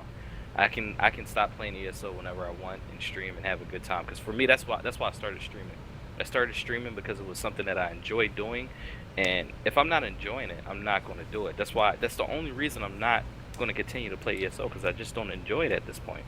I get a lot of criticism regarding this, saying that the only reason I care this much is because I'm afraid that ESO PvP will go down the drain, and then I'm doing this because Twitch is my source of income. When I started streaming ESO, there was like 30 people watching the entire game. There was no one streaming it. There was no viewers. We started with nothing. We built a community from nothing. We built this Twitch community from nothing. All the people who have streamed have built this from nothing. So you say that we started from the bottom and now we're here? now we're here. Yes. Okay. Start from the bottom, now we're here. Pretty much. So the fact is, ESO didn't make any of us. We played the game. We had fun. But we built this community. So if I moved on to another game, or if I start streaming something else, I will build a community there. Some people will follow, some people will leave. That is fine. That's just how life is. That's how life is. So I'm here because I have a strong passion for the game. I've had so much fun playing this game over the past year. It's the greatest game I've played. I mean, I'm only 19, but it's the greatest game I've played so far. And it had so much potential, and it still has that potential. And I'm just trying. I'm trying to get it to work, and if it doesn't, you move on. I mean, that's just how it is. I think the changes to PvP, and if I personally move away from ESO, it'll probably hit me harder than you guys, because I don't get as much time to stream. So I think it'll probably hit me harder than you guys. Again, the question was, do you think if no changes happen to PvP, will that affect you personally as a streamer? It'll probably affect me more than you guys, but it's not going to stop me from streaming. So like I'll be moving on to different games personally if ESO doesn't change, if I don't enjoy myself, because like Richard said, I started this for enjoyment, not for anything else. It's just to have fun and just to add another layer of communication and community involvement. Regardless of what game I play, I'm probably going to be streaming. So, but it may affect me more than you guys, mainly because of my schedule. And I think that's my 3 right there. I don't know if anyone else was counting, but I think that's my 3. Well, I don't even think that was kind of based on, I guess, I don't know. that we all been answering the questions together. So Yeah, that's true. All right, guys. If no one has anything else to say or answer, I'm going to be wrapping up the podcast. We've been live for about 2 hours and 15 minutes, which is like about 40 minutes shorter than the last time, which is great. So we cut it down a bit. We still have to discuss the PvP balance and the class balance next podcast. That's going to be the main focus. Zenimax, if you guys are watching and listening, please reach out to us. We would love to have meetings with you guys via TeamSpeak. So bi-weekly or weekly, whatever you guys can get sorted out with people who are in charge of certain parts of the game, like Brian Wheeler and Eric for PvP and the combat. We would like to have that communication because we can do this podcast every other week and we can rally people up, but if we don't get the right message across and the message isn't getting across, then nothing will change, and eventually this will just stop. Like, we won't be here anymore, and majority of these people won't be here anymore. So let's work together to make this game great. I'd like to think that we are not completely one-sided and biased. Like, I really want everyone to have a great time playing this game, like we did when the game first came out, and in beta we had a great time. So we're trying to make this game better. We all have good intentions. We're not here to bash people. We're not here to point fingers, because at the end of the day, this is a game, guys. This is just a game, okay? We're here to have fun. Like, it's not that serious. Let's not pull out the pitchforks and stuff. We do this for fun. I love doing this podcast. Like, even though a majority of the podcast is us like ripping the game apart, it's fun to talk to you guys about a game that I'm so passionate about. We do this podcast because we love the game. We're so hard on it because we love bombs. it. Yeah, Passion bombs. We drop those passion bombs, man. Now, I don't drop them as much because my mom's probably watching, but I mean, sometimes you just get too passionate. So thank you guys so much for tuning in to the podcast. Remember, if you want to support the podcast, you can type !tip in the chat, and the donations will be given towards the panelists. !tip in the chat to support the podcast. All donations are very much appreciated, and they help the podcast grow stronger. And the support, guys, is amazing. Over 1,000 people in here. That's great. That's great. Like, if we can keep this momentum going, we can probably get some changes done, hopefully, in the near future. Thank you guys so much for tuning in. This will be posted on youtube.com/cypherpk.